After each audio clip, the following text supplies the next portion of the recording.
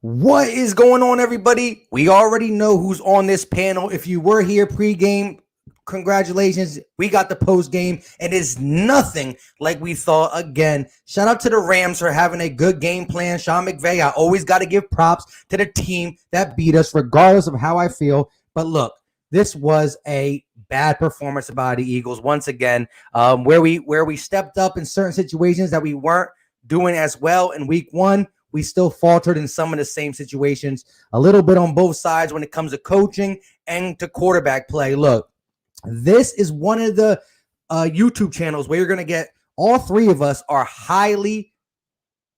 we always highly talk about Carson Wentz. You got the Philly 500, you got LB, and you got these three people on the panel. We talk the highest of Carson Wentz, but in this talk today, I'm going to come down a little bit. Does that mean I think Carson Wentz should be benched for Jalen Hurts? No. Does that mean Carson Wentz is not a good quarterback? No, but he's bad, and if he don't get better, the Eagles don't get better. That's my first take. Go ahead, Gate City. Oh, the defense too. Sorry about that. Go ahead, Gate. You want to finish with your thoughts with the defense real quick? Oh, yeah. As much as Carson Wentz missed little throws and crucial throws, because I'm big on that first down interception to J.J. Arcega-Whiteside, which we'll get to later. The defense, again, we gave them a short field. Miles Sanders fumbled the ball just like we threw picks last week. You got to help the offense out. You can't just automatically say, well, since you gave us a little field, we're going to allow a touchdown. That set the momentum. You let Jared Goff go 13 of 13, looking like Joe Montana reincarnated. It was bad. The defense is continuously getting beat. The pressure's not there. Avonte Maddox on the island when there's a good receiver in front of him is a problem. The defense is not what we thought it was, and that is one of my biggest takeaways because, look, Carson Wentz was bad in week one and week two, and we're going to get to Carson and Doug. But if the defense is what we talked about all offseason, maybe they stand tall and help this struggling offense out. Let's talk about this defense and Wentz because they're the two gleaming things in my thing. Go ahead, Gate. What do you got? Defensively, I said in the pregame, guys, that we hadn't been tested. I said straightforward. I mean, Washington wasn't a very good offensive football team. They never really drove the ball on Philly. Everything was short field for them. And by the way, we started off this game with the same thing, giving your opponent the short field to go take an advantage over you. And that's a problem. I still have question marks about our pass rush. Now, I will say this. I thought there were times the pass rush showed up and got us back in the game. But I think the blueprint is clear to beat us. Get the ball out of your hands. Get quickly. The ball out of your hands quickly. Don't let the Eagles pass rush get to you and disrupt you. That's clearly what teams are doing to us, so we've got to adjust. Listen, I don't think that you have to completely pull Avonte Maddox as an outside corner, but I do think he's got clear limitations. And all of us have said it. None of us are buying the outside corner situation right now opposite of Slay. All of us have said that this is a problem. And I don't know how you fix that currently. I think you got to give Trevor Williams a chance. Like, it's time to pull him from the practice squad, put him on the active roster, and start working him into this rotation. Like, he was out there when Slay got injured, but I'm saying, he needs to have a more prominent rotation role. Yeah, I'm just saying he ain't on a practice squad. Again, that's all I'm saying. Well, no, he was still practice squad, so they designated him from the practice squad this week to be those two players. I'm saying, no, put him on your active 53. Correct. It's time to put him on your active 53. You don't need 5 safeties. It ain't doing you any good. There was one time that I kind of smiled through this whole game. There was one time I kind of smiled through this whole game. It was because of Gate City, and I should have never smiled because the game shouldn't have let me smile. But he says, "Hey, Mike," he texts me, "Hey, Mike, your boy Trevor Williams is getting in," and I text back, "I wanted him next to Slay, not in for Slay." Like, come on. You got to clarify it clearly. Go ahead. Go get your super chat, and then the general will speak. So go ahead. Right.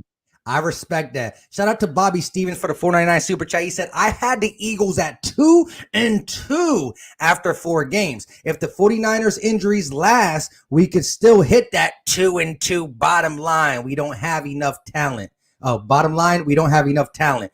2-2 right now will just sound beautiful because we're starting 0-2. 2-2 means we go on a 2-game winning streak, and I forgot what it feels like to win. We're coming off a Seattle Seahawks playoff loss, no preseason, and now 2 back-to-back losses where I believe we were leading one game. We had the momentum in the second game, and yes, Carson Wentz is a problem in both our losses. But I want to address the people who are saying we have to sit him. No.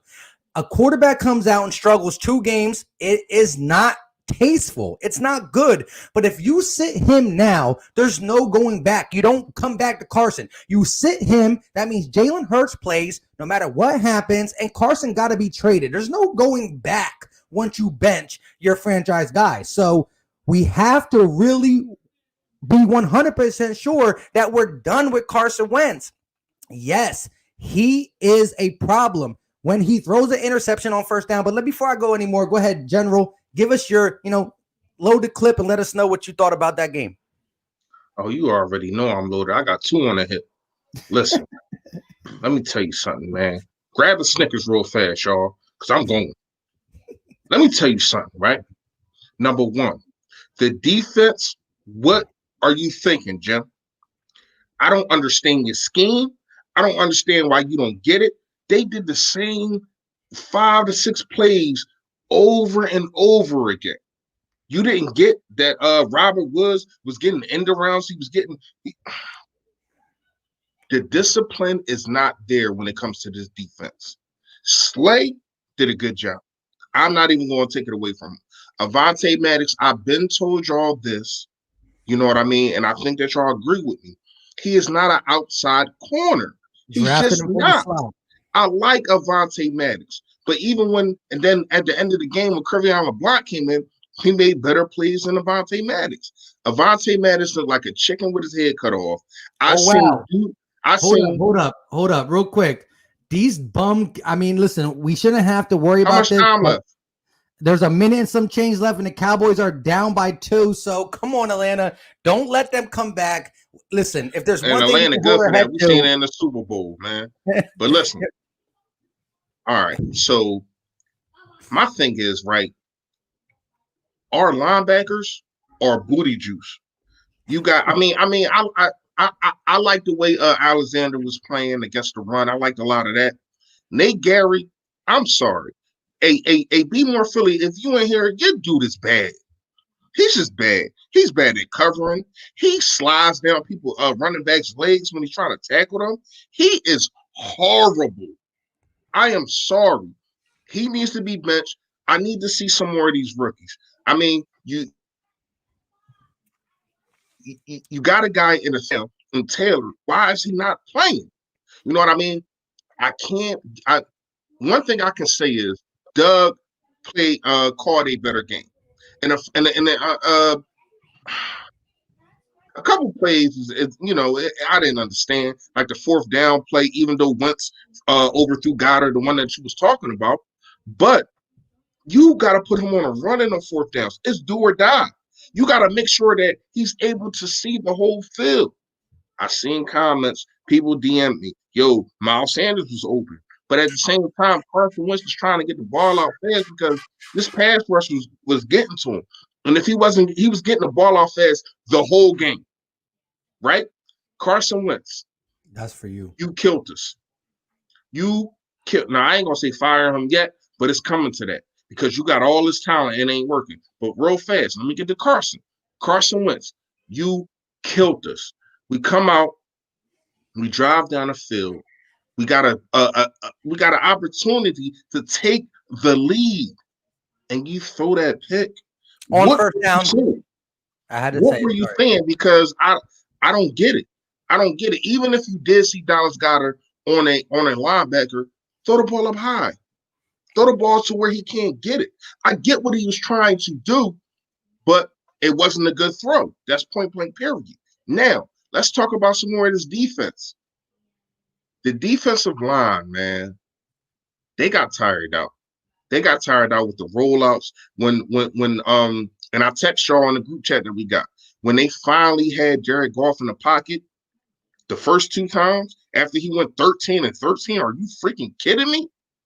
Jared Goff You got Jared Goff looking like he's freaking Steve Young or Joe Montana. Get out of here with that. When they kept him in the pocket, they finally got to him. I think it was Brandon Graham that hit his arm. No, it was Fletcher Cox that hit his arm. Then it was Brandon Graham that got a set.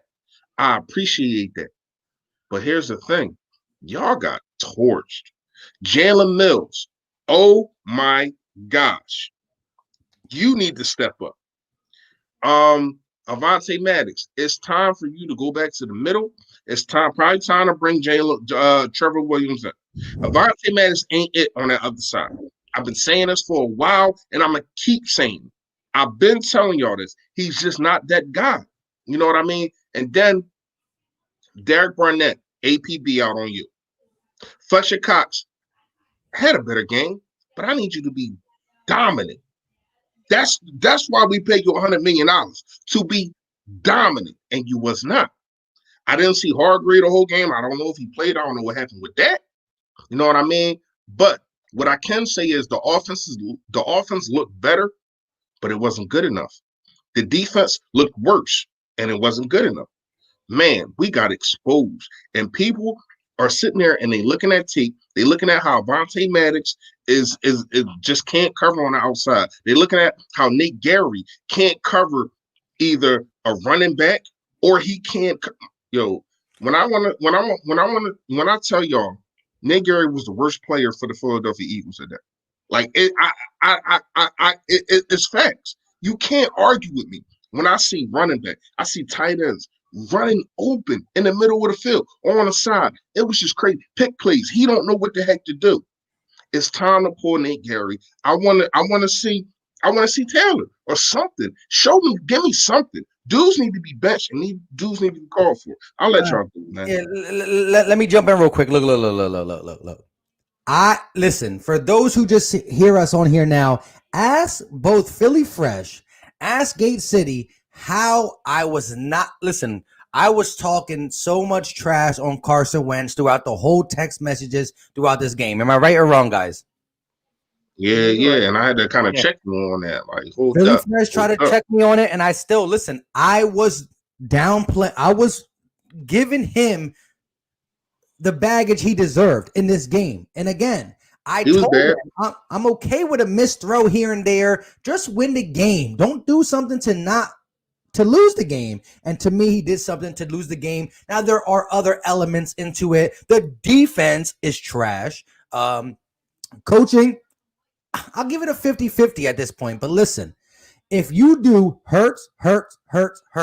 We got Jason Wall. We got Simone Stanley. We got guys. The Cowboys freaking won, man. Are you freaking serious? They won because they got the onside kick, right? That's disgusting. I ain't even know that, but that's crazy. But go ahead, man. My bad, man. Yeah, so they score a touchdown, get an onside kick, and score again. Like, come on, Atlanta. Like, can you do us any favors? Now, look, at the end of the day, we shouldn't need favors from other teams. So it is what it is. But let's talk about this Hurts and Carson thing because I really got to talk about that because, look, listen, it's not a video game. You can't just click start, sub him out, put Jalen Hurts in. If he does bad, bring back Carson.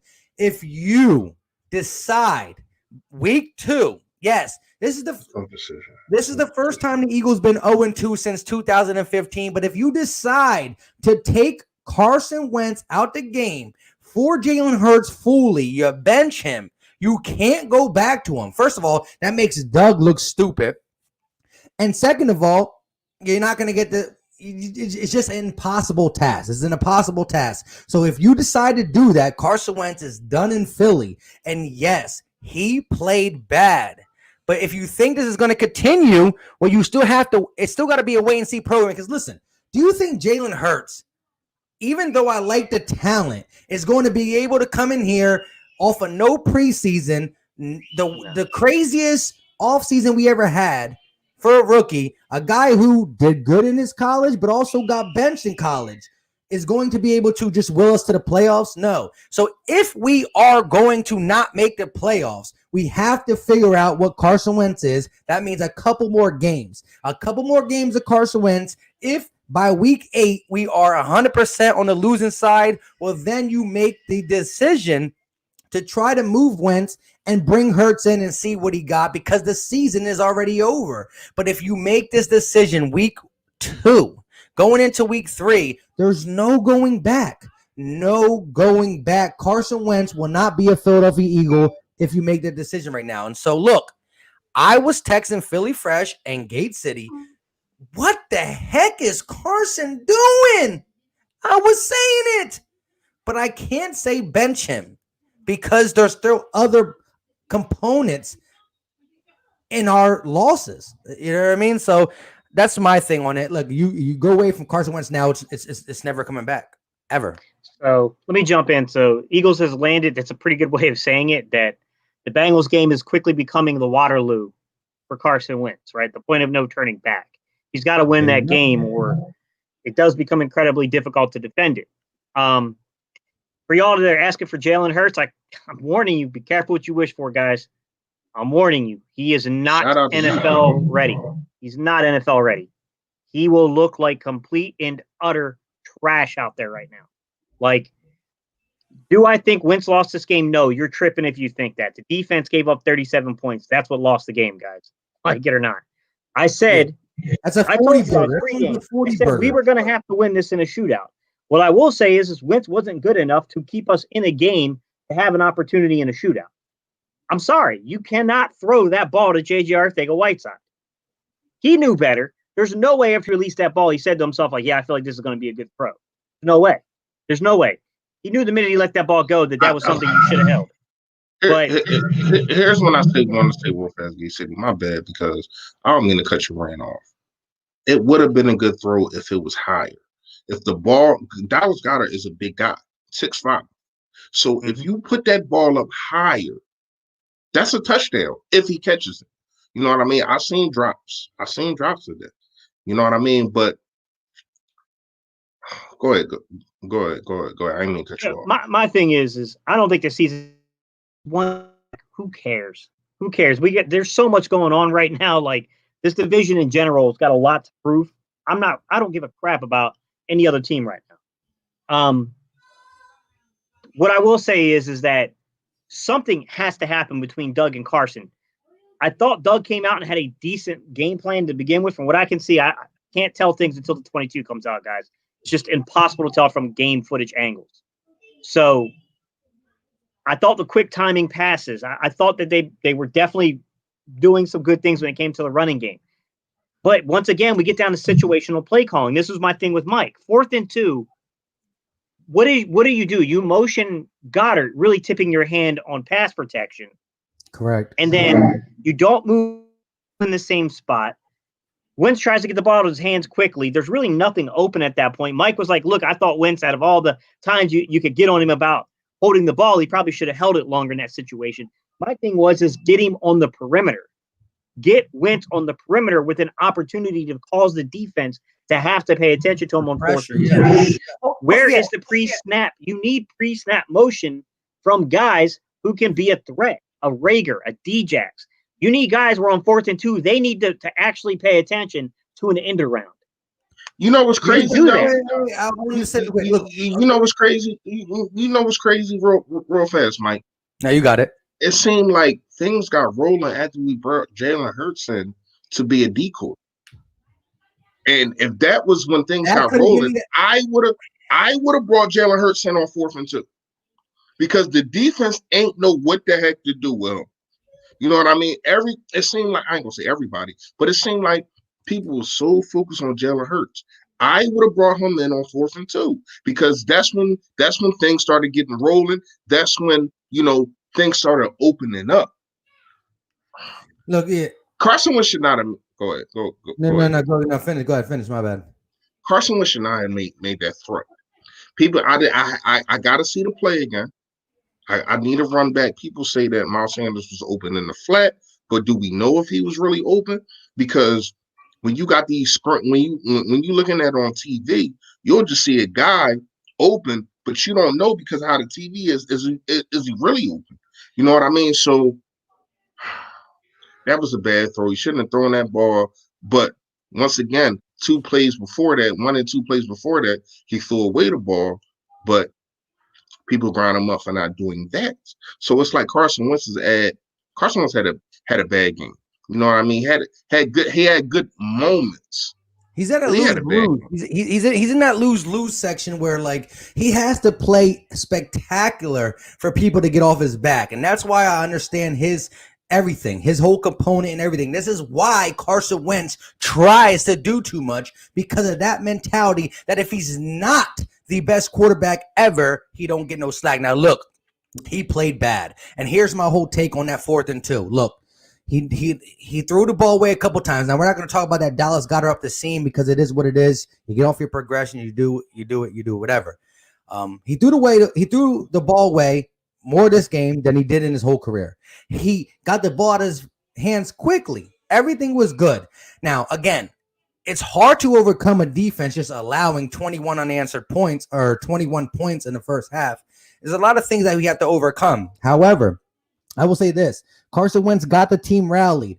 The run game was looking good. Doug Peterson on the 4th and 2, maybe you call a run play, because the Rams are not expecting you to call a run play. However, if you don't call a run play, shout out to Gate City. Why not roll Carson Wentz? Carson Wentz is more athletic than Jared Goff.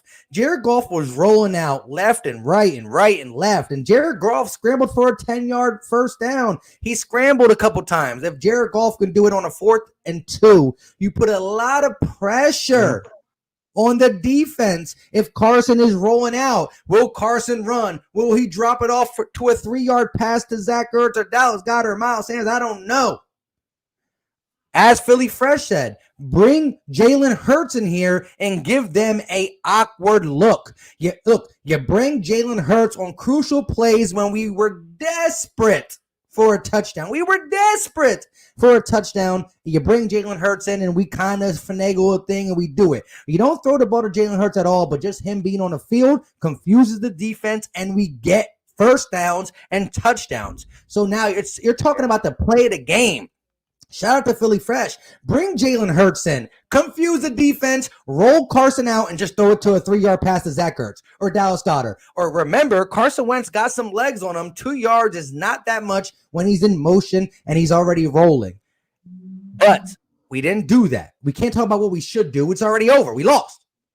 Carson Wentz at that point cannot throw that ball to Dallas Goedert in the middle with underneath coverage, over the top coverage, and just too much coverage.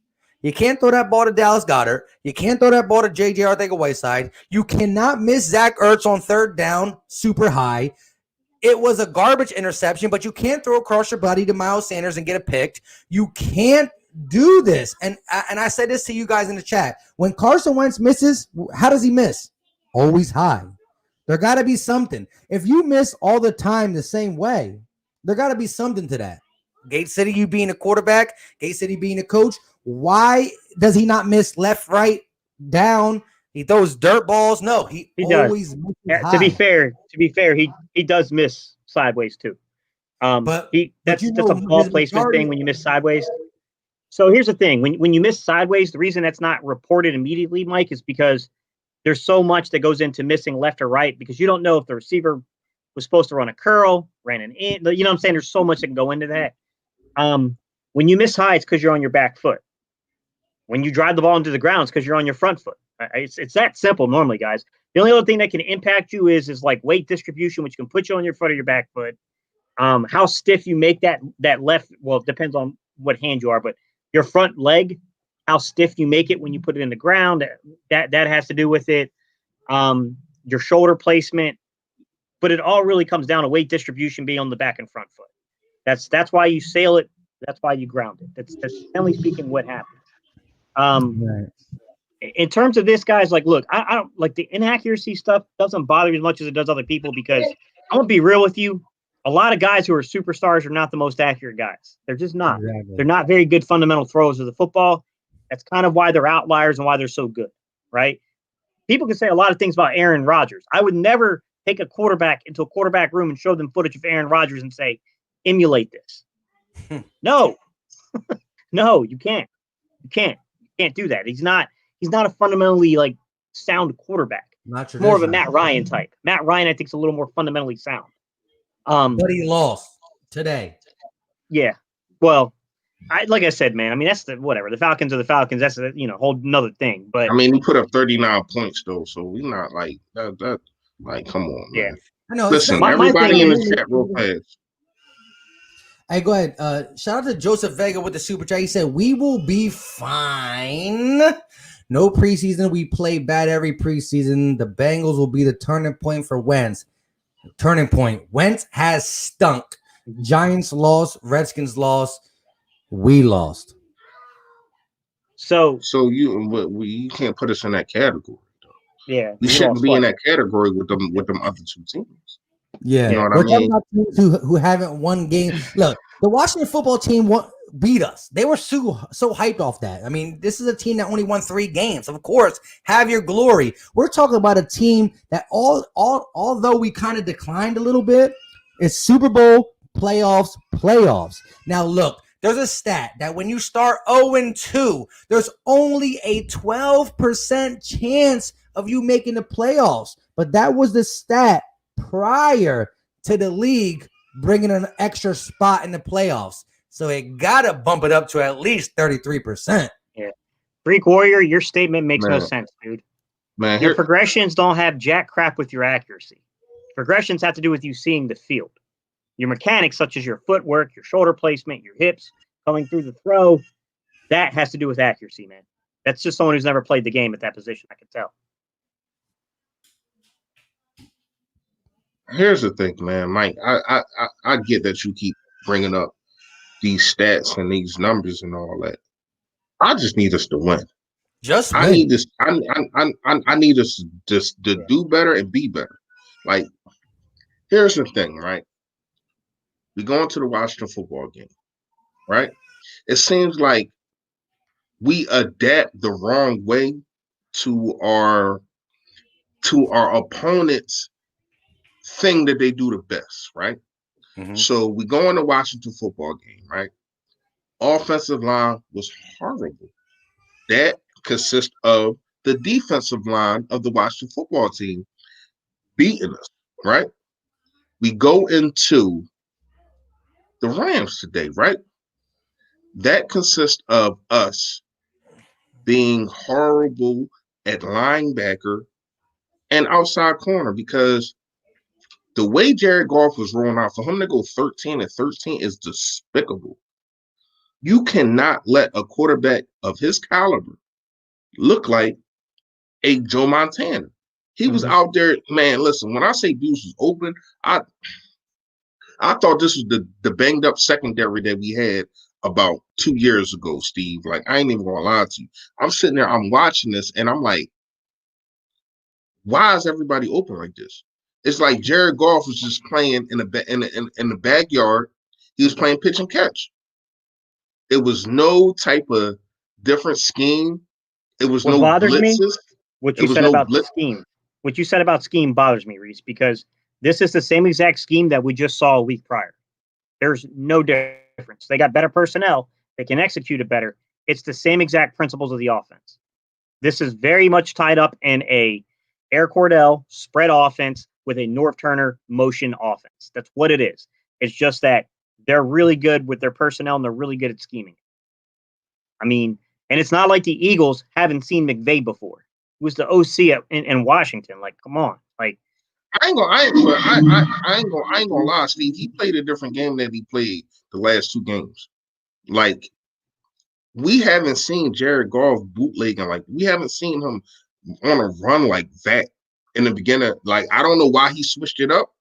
That was on him because if we won this game, I was going to say McVay gave us this game because of the way that he just stopped rolling Jared Goff out. He stopped that. I don't know why. It was working. You know what I mean? It seemed like every time that he rolled out, he was getting a completion. So when they stopped that, and then we got the sack, and then we got the arm hit, and all that kind of stuff, and we started getting pressure on him. yeah. But my thing is, as a defensive coordinator, you know that he's rolling out. Send somebody. You got to send somebody. Your front four. Here's the thing, right? I don't care how fast you think that your defensive line is. They're not faster than somebody that's bootlegging. They're not faster than a quarterback that's rolling out. Send some help, get the ball out his hand faster. Because when he bootlegs, he gets to see the field. You already getting burnt toast anyway. So since you're getting out barbecue chicken, send somebody. Send somebody. And everybody, with the exception of probably Darius Slay, Ronnie McLeod, I'm talking about the secondary. Darius Slay, Ronnie McLeod, and some linebackers too. Well, not some linebackers, just Darius Slay and Ronnie McLeod. Bro. Y'all need to get that. Y'all need to get the tackling together. All practice tomorrow or whenever y'all go back, it should be all tackling. This was horrible. I've seen people missing tackles. I've seen Jalen Mills missing tackles. Nathan Gary missing tackles. Yo, it was so bad. I'm like, yo, put me in, coach. I guarantee I'm going to make a tackle. Like, I don't understand it. You train for this. This is what you do. And for you to miss so many tackles. And it was like, if you play one-on-one, which we probably shouldn't have. He probably should have switched to the zone. I don't know how you feel about that, Gates, but he probably should have switched to the zone when you see dudes just wasn't making tackles, man. So, couple things here. Super chat. Sorry, guys. I know we just missed one from Jalen. My bad, Jalen. I don't have the mic. It's at 4:54 p.m. That's a true statement, Jalen. And my thing is how much do the early injuries and the bodies being out affect the identity? Because I think that's a part of it. I think we do lack an identity. I think it's a very true observation. We lack an identity right now. Like we're just basically trying to survive games because of a lack of personnel due to injuries and stupid decisions. Am I the only one that noticed that as soon as Matt Pryor came in the game, we got a push on the offensive line? To me, it was ridiculous. And it's not like the offensive line played bad at any point. I honestly thought Herbig had a much better game. Correct. But we know why. We know why. Because Lane Johnson came back into the game. Yeah. You know what I mean? But yeah, you definitely right about Matt Pryor. Pregame, I told you, y'all two up there, and I also told Jalen. You know what I mean? So I get it. I definitely get it. But my thing is, I ain't gonna lie. I don't think Doug called a bad game. He made some bad decisions. We can take out 2 or 3 plays, but Doug was kind of on point, man. Doug was kind of on point. Carson has to play better. And I'm not, and y'all already know, anybody that watch me, anybody that look at any of my videos, even if you don't subscribe, you know how big of a fan I am of this guy. He doesn't look like the guy that I've been bigging up these last 2 games. I'm just going to keep it real. And I'm not giving up on him. I'm not saying that, he can't put things together, but man, got to get better. And shout out to Doug Peterson. I finally seen, and once again, I know it's just the camera, so we don't know what be happening after plays really all the time. But I finally seen Doug talking to Carson after a bad play. I haven't really seen that. He been talking. I don't even know who he was talking to over there. The last game and some of this game. You know what I mean? Like some dude with a mask. I don't know who the heck he is. So it's like, Doug, I need you to talk to your quarterback, because when your quarterback out there tripping, you're the one that's supposed to settle him down. Yeah, you're the one that's supposed to be like, yo, your reads is wrong.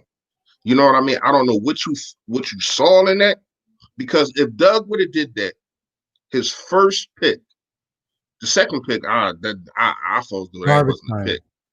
Huh? It was in garbage time. Horrible decision. No, the second pick wasn't a pick to me. I don't know. I don't know what the ref seen.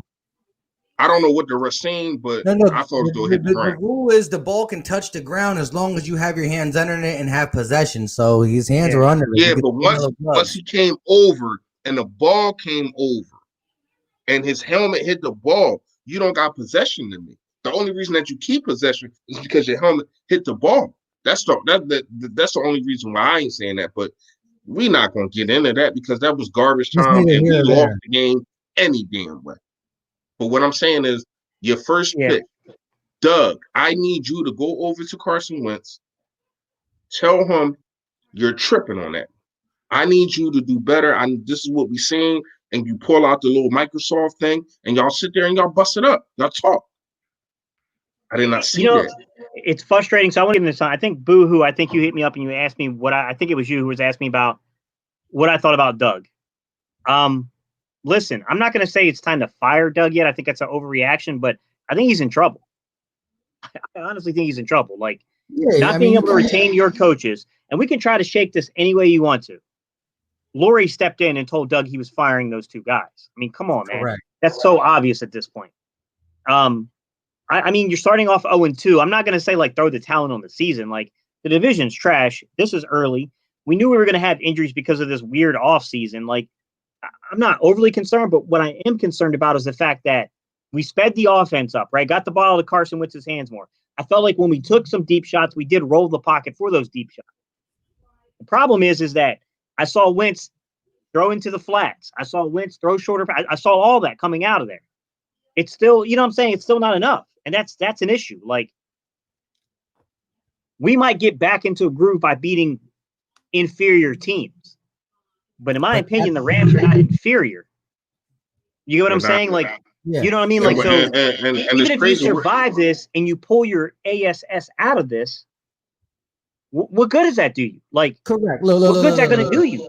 Because eventually you're going to have to run into those better teams, and you got to find a way to win these games. Correct. So it's what Gay City's really pretty much saying is, look, if we come out and beat the Bengals, we can't be banging our chest.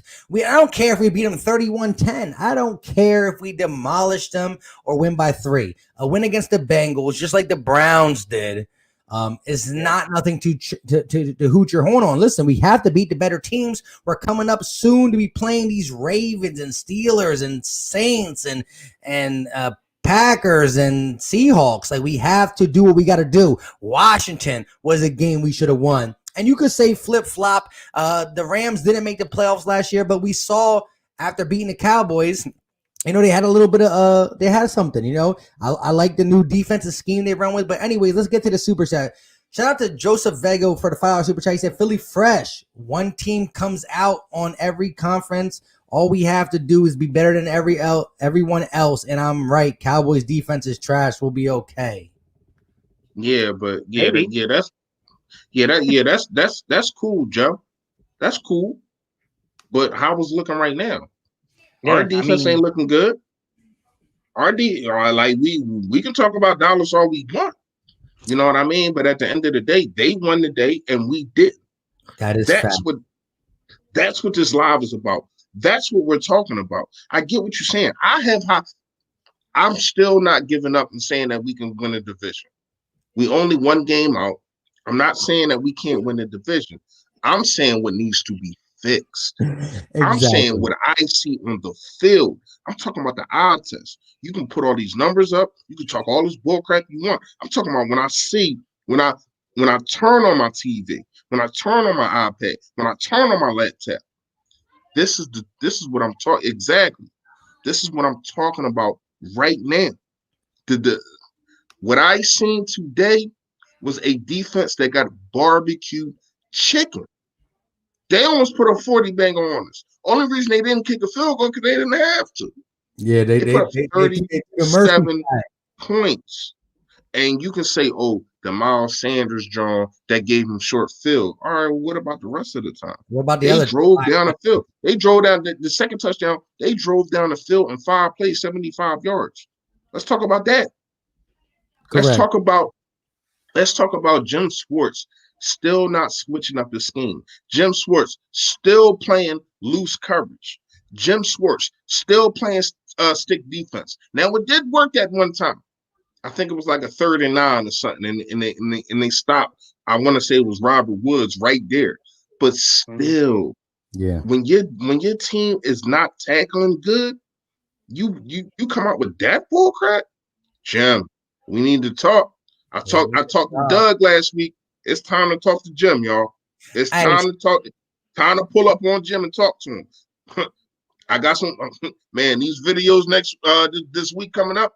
I'm talking to Jim. Believe that. Facts. Shout out to Destro XXXVI for the 299 super chat. He said Doug and Carson ain't on the same page, period.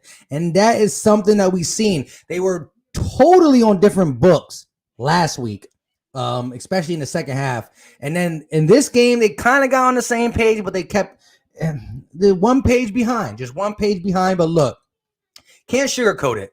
Shout out to Simone Stanley in here, low key trying to say 3-13 hurts. Look, like I said, if we go to Hurts, it's no coming back on Carson. Carson played bad, but it's not the end of the world. He ain't played bad 6 straight games. He played bad 2 games with no preseason, with a new new skill players. D-Jax looked great week 1 with Carson, but it was week 1. What happened to the other 15? Alshon, a guy he's been relying on for 2.5 years, ain't there. Look, no excuses. Carson Wentz, STINK, as Philly 500 says, stinks.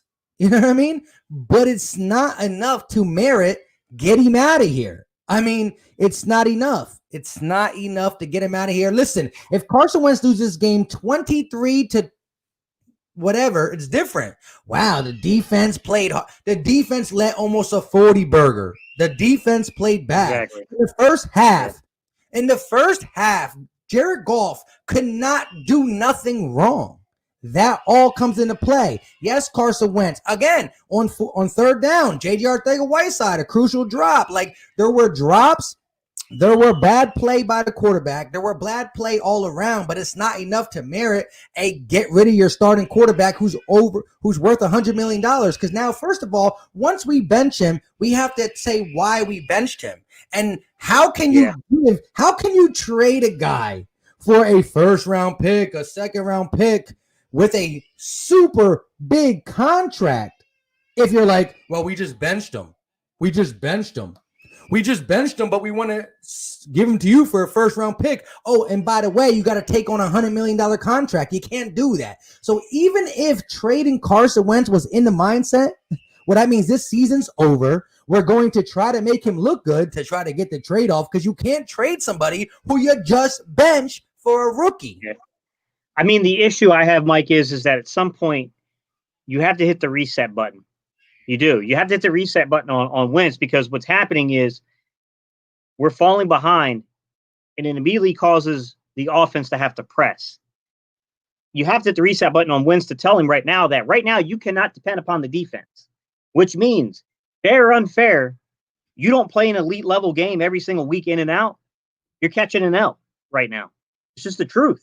Like, you're going to catch an L if you do not play at elite level every single week right now. That's what I'm trying to tell y'all. You go to Jalen Hurts, you're probably not going to win, but maybe 3 games. I'm just going to be real with you. And real quick, it's going to be bad, guys. He's not ready for the NFL. Like I said before, man. Like I said before, it's that new shiny toy. Everybody wants to just take off the wrapper. Batteries not included. It's so much that you got to develop Jalen Hurts. Now, do y'all really think, and I want everybody to comment in the chat, do y'all really think Jalen Hurts is better than Carson Wentz? Because if you do, you're tripping. You're tripping like in Girls in a Scary Movie right now. Like, stop it, man. Like, literally stop it. Like, Carson Wentz had some bad game, had a bad game, 2 bad games, and he made some bad throws. But I seen Carson. Before the season, was y'all saying all this? Like, Simone, I bang with you. I like your channel. We talked before. I like you. But you're wrong. You're wrong. Jalen Hurts is not ready to step on this NFL football platform to be successful. Like, you can step on it all you want. And people are saying this to tank for he's Trevor not better Lawrence. than Joe Burrows. He's not better than Baker Mayfield. We don't know anything about Trevor Lawrence either, on man. And on, like, stop it. But stop here's the thing about Trevor Lawrence, guys. You're going to have y'all asking to tank for Trevor? Y'all asking to tank for Trevor?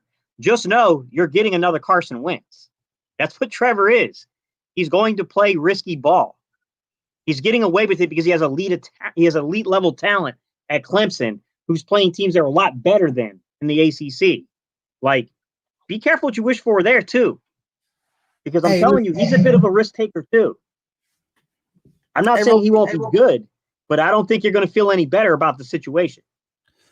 Yeah, real quick. Shout out to Joseph Vega for the $5 super chat. He said, Philly Mike, people are drunk. Hurts is not the answer. Wentz needs to stop overthinking and slow it down. It looks like he rushes his throws and goes pressure. Look, I agree. Look, Carson Wentz stunk. Week 1, week 2. Week 1, there were more elements to why Carson Wentz possibly stunk with coaching and offensive line play. Week 2, there was not elements. He straight stunk. Correct. Listen, how many times do I got to tell you guys he was bad? He was really bad. And when I say really bad, because I'm holding him at a high standards. Like, he wasn't the worst quarterback in the world. He threw a pick on first down that broke my heart to J.J. Arcega-Whiteside of all people. He can't catch it on single coverage. Why throw it to him in double coverage? Had to throw that out there real quick. Anyways, Carson Wentz was very bad. Very bad. You guys are saying bench a guy who's worth $100 million. So like Philly Fresh said, once you bench him, you're going to have Jalen Hurts in. And guess what? Shout out to Jalen Hurts. Great athlete. You know, he did things in college. I understand that. He's a good player. But remember Carson Wentz his rookie year. You're talking Jalen Hurts, the same thing. And Philly fans are not forgiven. So he comes out and stinks it up. It's the same thing. Get rid of Jalen Hurts too. In Philly, if you don't win, we don't like you. It is what it is. But let's just talk realistically. Carson Wentz is worth $100 million. So we got to have a trade package to somebody take on $100 million quarterback. They have to need a quarterback, and they have to have the salary cap to do that. That's one. And what team is going to take a quarterback that is benched for a rookie? So look, regardless how you feel about Wentz is not getting benched, because even if we do not like him, we have to make him look good to get someone to take the contract. Now this is talking way ahead. Because I don't believe that's going to happen. However, for you guys to say, just sit down your $100 million quarterback on the bench, let rookie quarterback Jalen Hurts come in and play.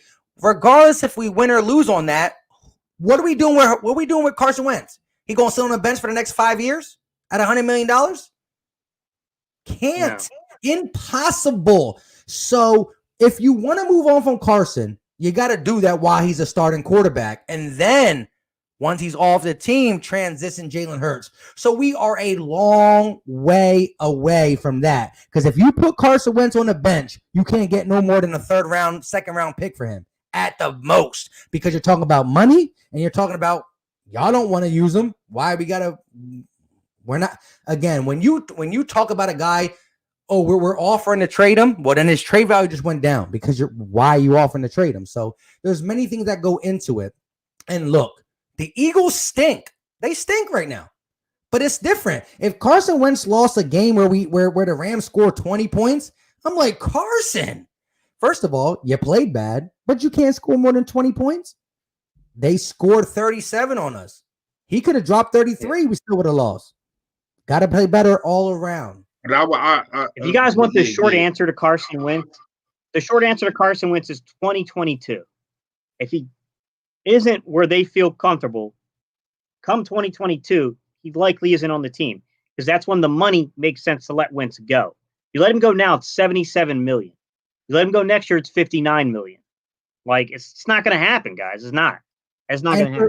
And for the people who are just jumping in here, we're not making excuses for Carson Wentz. He was garbage. Basuda. I mean, if somebody knows how to say it in Chinese, let me know. I'll say it. I don't know how to say anything else, but he was bad. But we're talking about a guy who's worth $100 million, as Gate City said, $77 million, $59 million. We're already in trouble. We can't do that. So no matter what, Carson Wentz is our quarterback. Win, lose, draw. And Jalen Hurts, being a rookie, he's here for 4 years. So after this year, if Carson Wentz ain't the guy, well, then you start to be able to move things. First of all, to let him go costs an extraordinary amount of money. And to trade him, you have to make him look good, because who's going to trade for a guy who's sitting a bench for $100 million? So there's all these aspects in it. But look, we're 0-2. Can I ask a question? Can I ask a question to the chat? I just want to direct the chat on this one, man. I get it. Everybody's in an uproar. You're probably tweeting and typing through emotions. What makes you think that Jalen Hurts is going to come into the game and win a football game for the Philadelphia Eagles? What have you seen, or what do you know, or you think that you know that's going to make you? Yeah, Jalen Hurts is that person. I haven't seen nothing. I haven't seen nothing in practice. You want to talk about college? This is a different world. This is the best of the best. This is not the best of the nations. This is not the best of in your city, in your state. This is the best of the best. Even when it's a bad team, it's still the best of the best. So what makes you think that Jalen Hurts, who is a one-read quarterback and run, can bring us to a W? You know what I mean? Over Carson Wentz. Like, I get it. He had two bad games. Well, I'm gonna say he had a bad game and a bad half. That's what I'm gonna say. But what I can say is he's better than anything that Jalen Hurts is going to throw out there. Like, so I just need y'all to stop it, man. Please. Like, stop it. Know your football, man. And even if you don't want to go off that road, even if you say Carson Wentz was the worst quarterback ever, Jalen Hurts would at least did better. Well, let's just say this. The defense allowed 37. Is Jalen Hurts scoring 40? Like the defense allowed 37 points. Is an offense with Jalen Hurts scoring 40? No. Again, the defense got to be better. The coaching still can be improved. It was not as bad as the Washington football game. Carson Wentz stunk. I'll keep saying it. But you can't talk about, listen, quarterbacks don't grow on trees. Look at the Cowboys, for instance. Before Dak Prescott came and before Tony Romo, they were in a long waiting period of a quarterback. There's a lot of teams that are in a long waiting period. Carson Wentz showed flashes. Is he the same at 2017? No. Is Carson Wentz an MVP candidate right now? Heck no. Carson Wentz, first of all, got to just get back to playing game managing football. But first of all, one of the reasons in his mindset he can't play game managing football is because when you look at starting the second quarter, you're down 21-3. So what does Carson feel like he got to do? He feels like he has to put the Superman cape on and do more than he does. He shouldn't have to. He needs to know that you have to play by play. You can't just force things. But it's no learning. He's in his 5th year. He is who he is. But the team around him got to be better as well as Carson Wentz got to be better. He was bad. But you're talking about a guy who's never played in the NFL, and you're acting like it's Nick Foles. I mean, Nick Foles has at least a platform that says, I played a couple games pretty good. Jalen Hurts hasn't. And even if Nick Foles was here, it's not the time or place. It's a time to galvanize the team and say, bro, y'all suck. Y'all 0-2. What are y'all going to do about it? And how we respond, not just against the Bengals, because the Bengals are not that good. But if we lose to the Bengals, well, that's a big, big sign. We lose to the Bengals, well,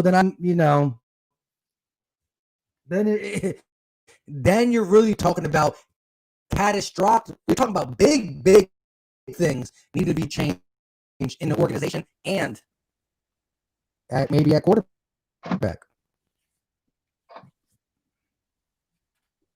K-City went to the car. He's mad. He's going to Carson Wentz's house. He's going. Yeah, bro. We're going to talk about this shit when I get there, too. Hey, pull up on him. Pull up, because I'm pulling up on a couple people this whole week. But listen, man. Hey, Mike, you're absolutely right. It's frustrating. It's frustrating, and I'm gonna take a light on y'all in the chat, man. But I don't agree with y'all. I feel as though y'all tripping. Y'all done bumped y'all head. I don't know what happened, but you got to understand, we frustrated right now. So it's going to be a lot of emotions. We felt as though we should be 2-0, and we're 0-2. That's just facts. Carson Wentz has not been the same since 2017. I don't know if it's I don't know if it's coaching. I don't know if it's him.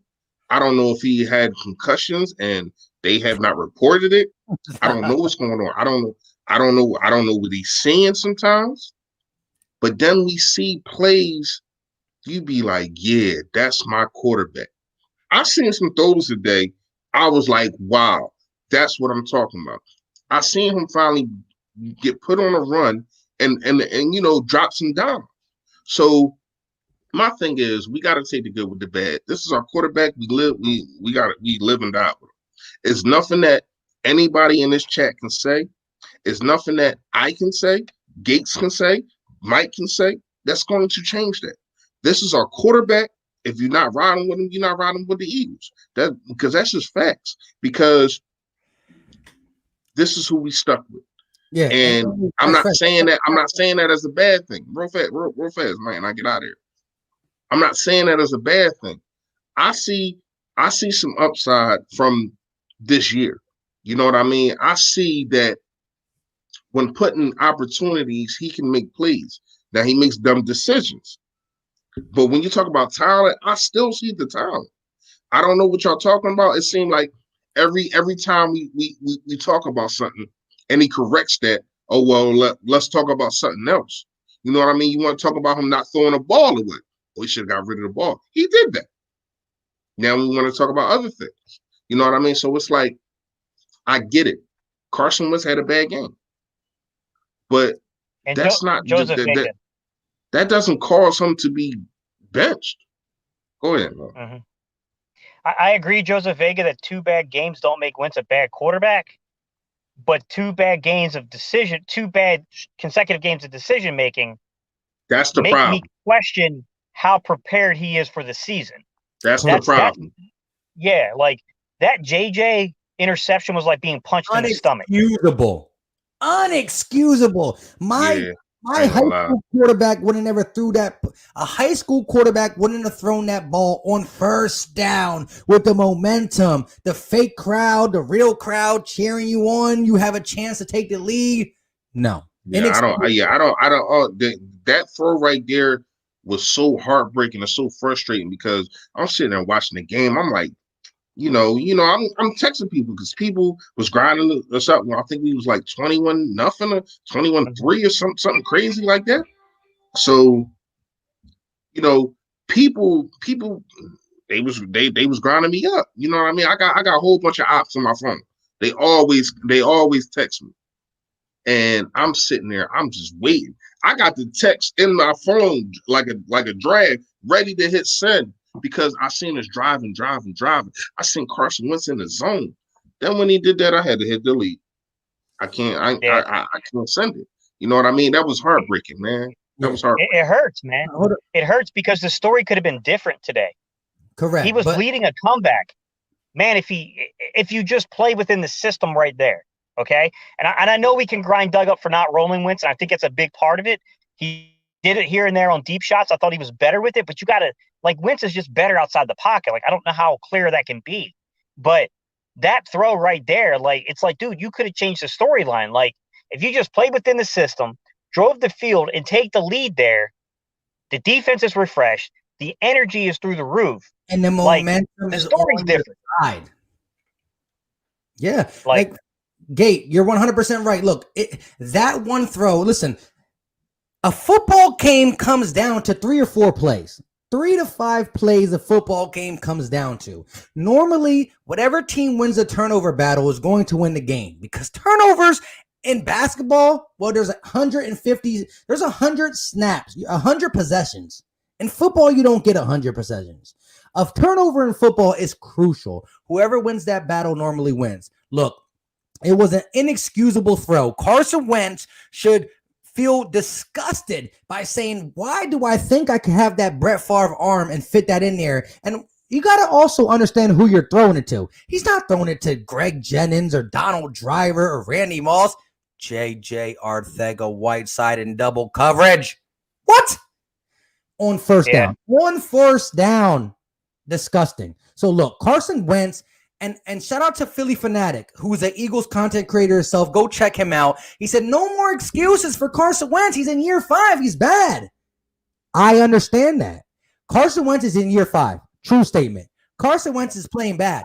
True statement. I think you have to refine. I think you have to refine that, like you're doing, Mike. Which is, I think Carson Wentz is making really. He's at this point in his career, we can say when you press Carson Wentz, when the games are being pressed on him, he's bad with the decision making. He is, and so from here on out, he has to show. Hold on. Wait, real quick. Let me take the super chats and I'm gonna let you get it, and I'm gonna let you do that. Right, Shout out to Salty with just a 49 super chat on some. He's speechless. He's speechless, and we all should be as Eagle fans. To be honest, we shouldn't even be talking. We should just do a moment. Yeah, and Fresh. Let me define what I mean by pressed. By that, I don't mean like press coverage. I mean like when he's being pressed to have to come back because the defense and turnovers. Hey Gates, yeah. I know what you mean. I know exactly what you mean. And I'm gonna let you fire at him all day. JJ beat this guy. Wentz needed to put the ball at the back of the end zone. The corner that picked it off was the man JJ beat. Wentz underthrew it. I just think it was, first of all, I think it was a bang play. I think it was never really open. I think because there was coverage underneath JJ and over top JJ. I think he beat one guy, but there was a guy glooming in again. It's first down. We're talking about first down. We're not talking about third down like, if it happens, it happens, all that good stuff. Let me get this last one, then we got you. Joseph Vega with the $5 super chat. Gate, the issue with Wentz is he got hit so many times first game. His feet aren't settled. He's rushing, feeling pressure. That's not there that he's not focused. I'm sorry. Well, yeah, it's hard to get focused when you're sacked 8 times, but go ahead, Fresh. This is a different game. I think Carson Wentz was focused. He just wanted to try to do too much, and that's really what I wanted to get at. The comment, and then to rebuttal what you were saying, Gates. I don't feel as though when a pressure comes on, he folds. I just feel like he tries to do too much. That's two different things. Not being up to the task, because when you say when the pressure's on and he folds, that means he's not up to the task. It's just that he tries to do too much. You didn't need to throw a touchdown on that play. Correct. You didn't. You could have checked it down. You could have did this and you could have did that. But it's crazy that I felt as though he kind of learned that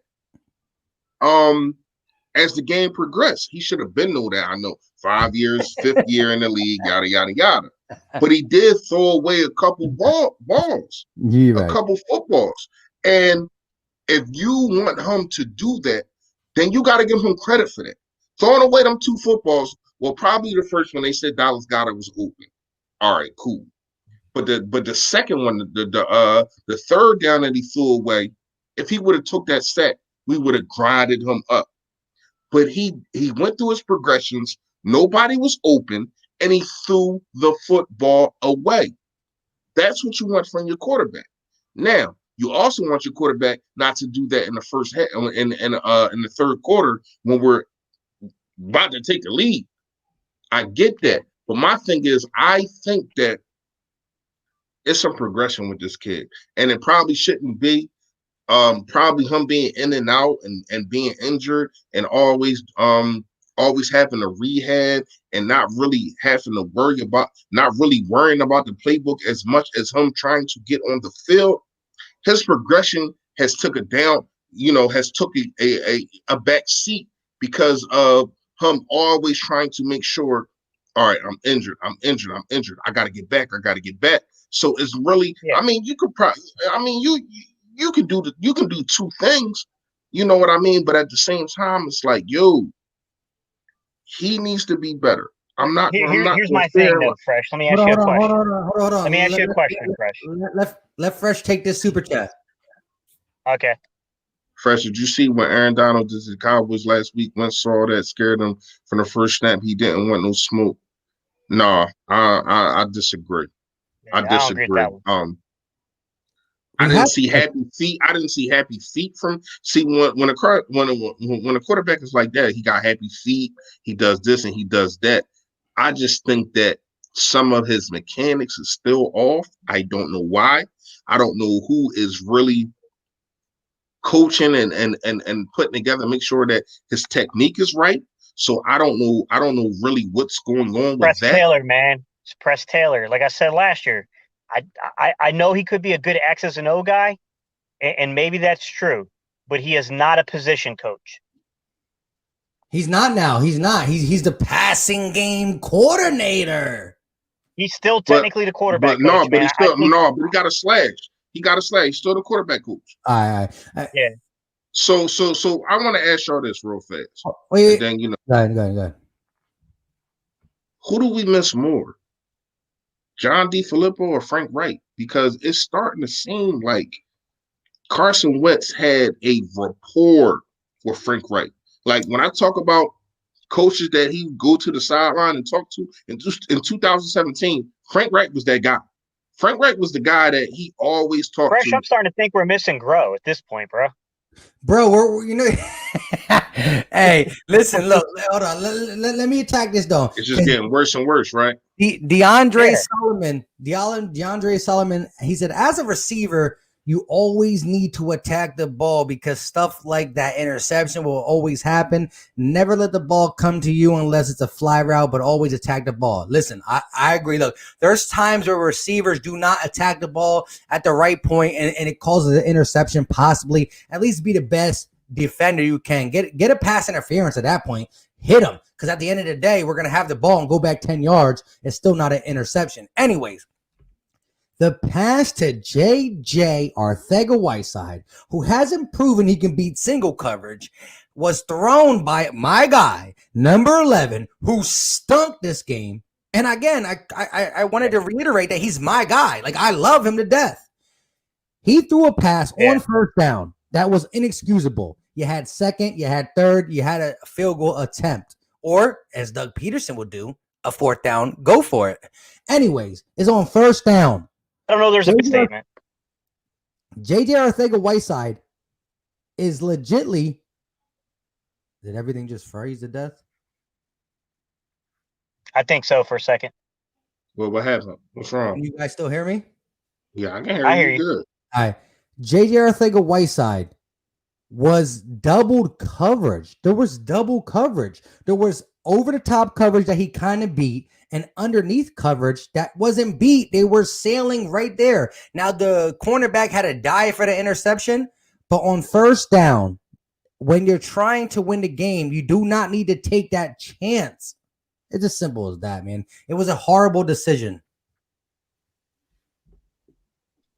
Yeah, I agree. That's what I'm saying about Carson is that it's the decision making that bothers me. It's not he tries to play hero ball when he's being pressed, and it bothers me the way he goes after things. Like that throw to JJ was unnecessary. I can't put that on JJ. There's just no way like that. I'm sorry, but the ball placement was bad. The decision making was bad on that one. And I love Wentz. I'm a huge Wentz supporter, but that's a bad ball placement. That's a bad decision on the throw. I just look, the overthrows, the inaccuracy stuff, you can survive that stuff, man. That crap happens.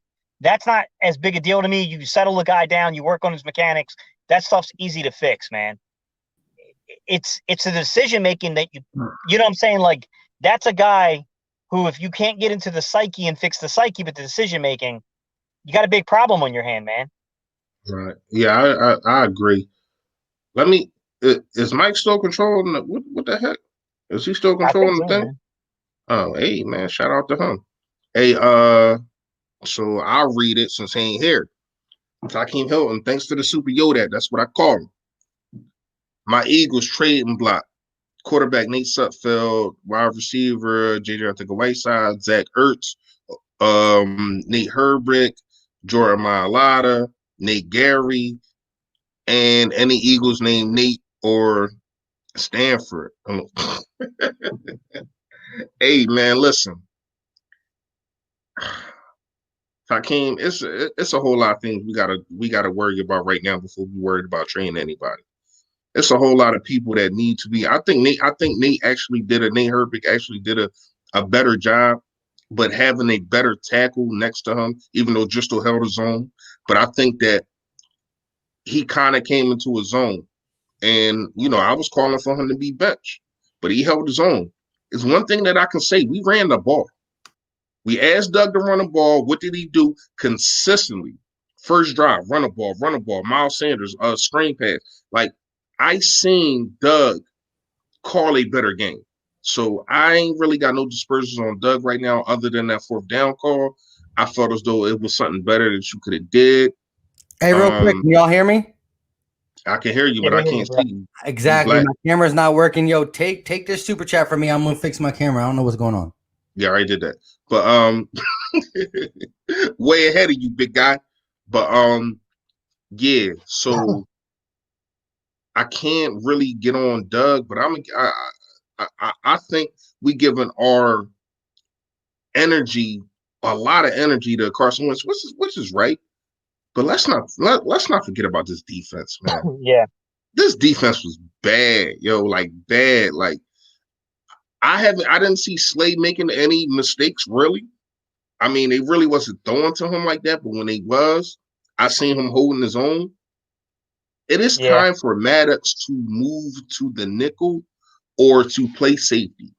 He is not a outside corner. Been saying this for a long time. And shout out to Philly Talk Podcast. Shout out to Mike. Mike talked about in the second round, you could have got Fulton from LSU. And it's looking like we need him right now. You know what I mean? Maddox is not an outside corner. Been telling y'all this for a minute. Fletcher Cox, you got some pressure, but it wasn't enough. Brandon Graham wasn't enough. Malik Jackson wasn't enough. Josh Sweat wasn't enough. Man, listen, the list goes on and on. But my biggest target on that defense right now is Mr. Nathan Gary himself. He was horrible. He was so bad, man. When this all 22 come out or whatever, or you watch the game again, you're going to see how bad this dude was. He looked lost. They was targeting him. He was missing coverages. He was missing tackles. It was so freaking bad. I really wanted to I was watching on the laptop because I was doing a lot of things. I wanted to throw my damn laptop. Mm-hmm. Like, this dude was bad. As much as we want to get on Carson Wentz, how bad he was, Nate Gary was worse. It's time to bring in Taylor or bring in Bradley, one of them dudes, because this dude ain't it. Seriously. Yeah, dude. It's gonna be tough, bro. I mean, listen, guys, I think some of you guys are making a point that I don't know if these guys cover because, you know, I went lagging for a long time here. But I think some of you are making a point, which is Alshon Jeffrey might be a big addition if he can play after next week. Because I got to be honest with you, I do think we're missing a boundary side X receiver right now. We are. And I don't think JJ's going to be it, man. I keep waiting for the lights to go on for JJ. I pointed out all the mistakes he made. I broke down a film where guys were coming after me saying, why are you breaking it down on him like that? You shouldn't do that. Well, because you got to be open and honest, guys. Like, he wasn't good in his route running last year. And what has he shown 2 games this year to make you feel any different? I mean, I don't know that JJ's the guy. I think Rager is out of position as an X, but I think he's serviceable if you need him to. But, you know, I got to be real with you, man. If we can't develop Hightower, we got a big decision this offseason, man.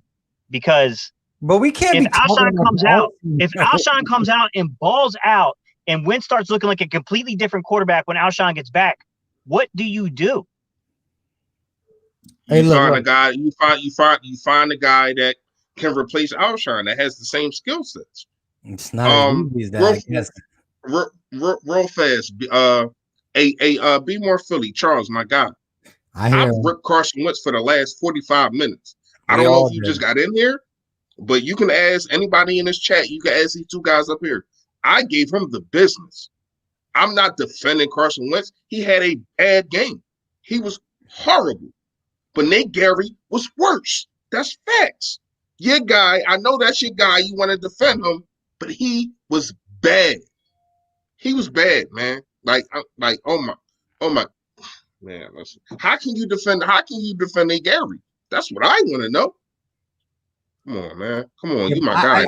I just want everybody in here because, look, first of all, shout out to everybody in here. We got 338 people in here, and it might not seem like it where you're watching because we're live on 3 different channels. We're live on the Philly Talk podcast, Gate City Sports Channel, and our guy Philly Fresh, who just said he was giving Wentz the business. And look, the three of us, including Philly 500 and including our guy Lord Brunson LB, are huge Carson Wentz fans. But we will say that, first of all, if you're going off this season, he's not even top 20 so far. He hasn't been a top 20 quarterback this season. I can say that. He probably 21, but he hasn't been a top 20 quarterback, and we will give the criticism when it's due. This is my only backfire. You cannot, for the people who just get in here talking about Carson Wentz, you cannot move off him this quickly. A guy who costs $100 million. It shows the whole league that we don't trust him. So there goes the trade value from up to here down to here.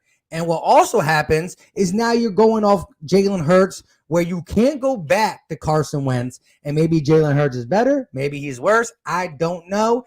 What I do know is, from what I can see of him in college, I don't think he's going to be much better in this style of offense, especially if the defense is allowing 37 points. If the defense is allowing 37 points, there's not many quarterbacks that can come over that, except for if you're Dak Prescott and the punk-ass Cowboys who came back and won the game 39-40.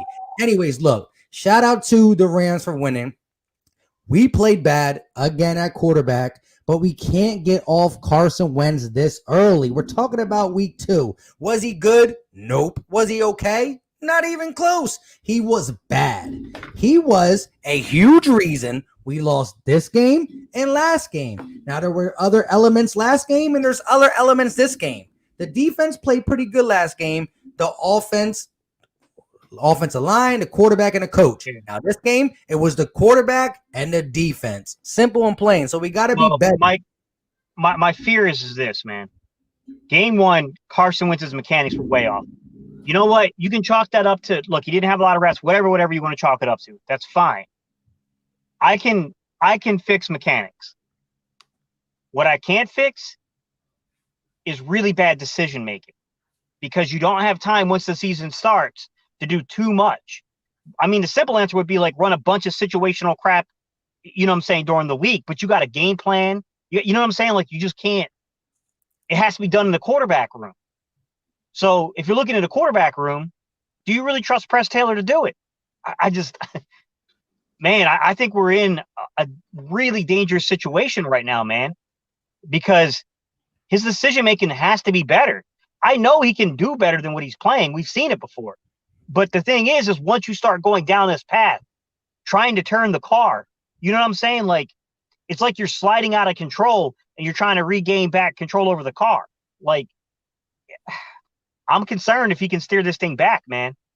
Yeah. Hey, go ahead, Philly Fresh. Take that super chat. But before you do, listen, if you're new to the channel, make sure you subscribe to wherever you're watching the Philly Fresh, Gay City Sports Channel, or the Philly Talk podcast, and make sure you smash that like button. There's nothing to like about the Eagles' performance, but it helps the stream. It takes a quick second, and it's free. But go ahead, Philly Fresh. I mean, I disagree. It's a couple things that I like that I've seen, but I get it. We're on a rant right now, so I ain't really time for that. Shout out to you, Driscoll, aka Ski. That's my folks right there. You said Fresh. Why hasn't the team focused on upgrading the linebacker position? I feel as though they did, bro. I ain't gonna lie to you. I feel as though we got two studs on the sideline. I don't know if they dressed today. I don't know. I feel as though Taylor and Bradley should be in this game at some points and not just playing special teams. Kayvon Wallace needs to play in this game. That's your 4th-round draft pick. Taylor, your 3rd-round draft pick. So let me get this straight, right? We got our 1st-round draft pick playing, but nobody plays until what? I'm talking about draft picks. Nobody else plays, really. When you look at it, I mean, Driscoll played last week, but you drafted these guys. I need to see these guys on the field. especially when dudes are not doing what they're supposed to be doing. Nate Gary looked at lost out there. So how bad can you get? You get a Taylor out there, you get a Bradley out there, and see what they can do. With their speed, they can probably keep up. Who knows if they can cover, but they can probably keep up. You know what I mean? They probably better against the run. We don't know. They probably can tackle better. I just want to see. Give them a chance. If here's what I need the coaches to do. If you are already being that bad at a position, why not switch it up? You know what I mean, Gates? Like, if you are already doing that bad, how worse can you get if you switch it? I think Sean Bradley makes sense here and there, but the problem with Nate Gary is that what I don't get is it seems like I got to look at the all 22 guys, but it seemed like we played a lot of base. It looked like we were in base a lot this game. Exactly. And way too much base for them to keep coming out. My question is if you come out of base like you probably should be a nickel. Like, then what do you do? I mean, I think TJ Edwards looks athletic enough. Do you reduce Gary's snaps by bringing in TJ Edwards and mixing in Bradley here and there to give Edwards a break? Like, you know what I mean? Like, where do you go? I think the short answer is, Reese, is that we didn't value the linebacker position enough, and now we're reaping what we sowed. Yeah, but look, I really, again, the linebackers could have played better this game, but they were killing us with the picking on our cornerbacks. And when I say cornerbacks, I mean cornerback without the S and Avonte Maddox. They were picking on him. He was getting picked on. That base defense we played where Nathan Gary, got lost in the sauce, kept his eyes in the backfield and got beat by Higbee. Yeah. Higbee is too good. You cannot put Nathan Gary on Higbee. He's too physically and fast, strong, good receiver. He's one of them receiving tight ends. You can't do that. I think Epps was playing big last week. I think we played a lot less Epps because, as Gate City said, without watching the all 22, I'm not 100% sure, but we were in base what it looked like a lot. Last week, Epps was on the field a lot. And a guy like Epps, maybe he stays with Higbee on that route. But look, this ain't a super chat, but our guy, Jason Wall, who's been with us since we had 70 subscribers and under, said Wentz is Bradford 2.0, a promising young quarterback who suffered a horrible couple of injuries and was never the same. Your take, Gate. Sorry, let me see the question again. What was it?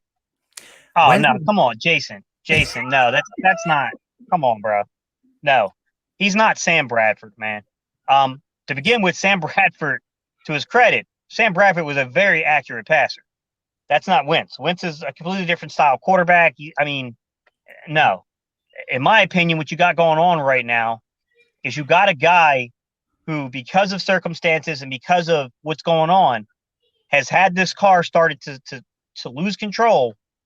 And I think the corrections he's trying to make are too much. And now it looks like we're about to end up in the side embankment, basically. My opinion, guys, you have to fix Wentz. Wentz is the key to this. You can say, I know some of you guys are chiming in, how do you fix 37 points? The simple answer is you don't. You don't. You can survive a bad defense. You can't survive bad quarterback play, simply put. And I'm sorry, but I can do things like ball control to keep the defense fresh and try to, win games in tight contested things.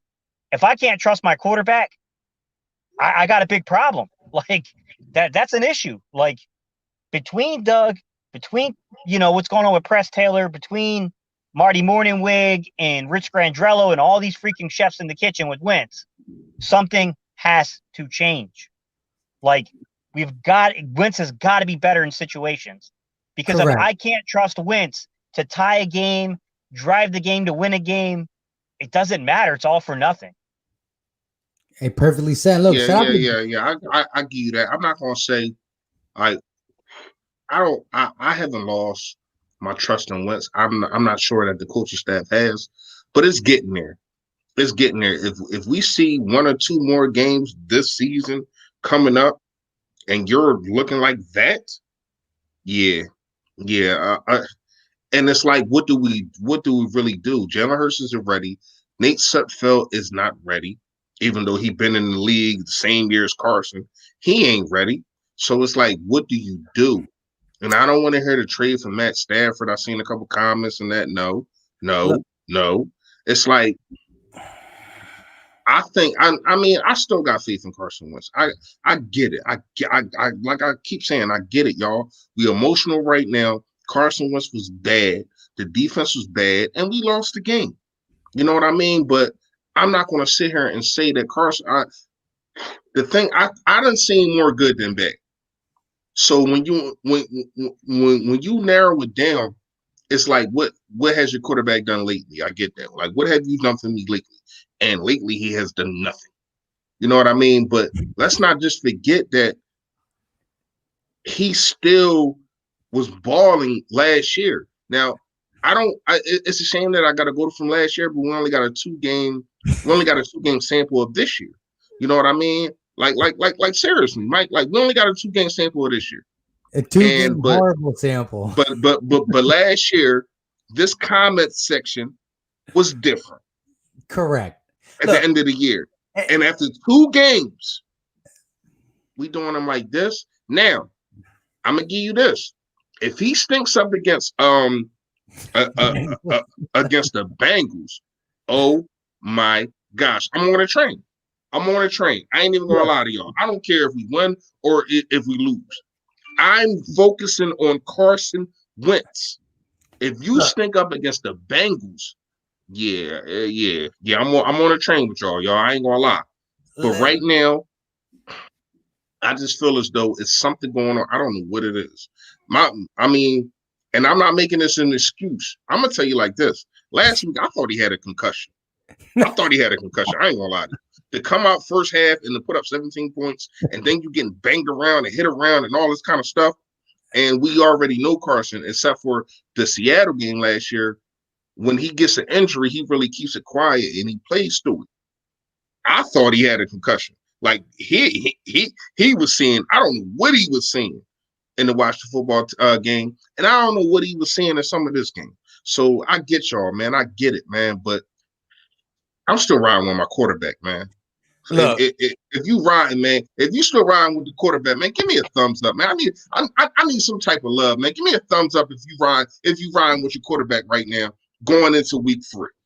Give me a thumbs up, man.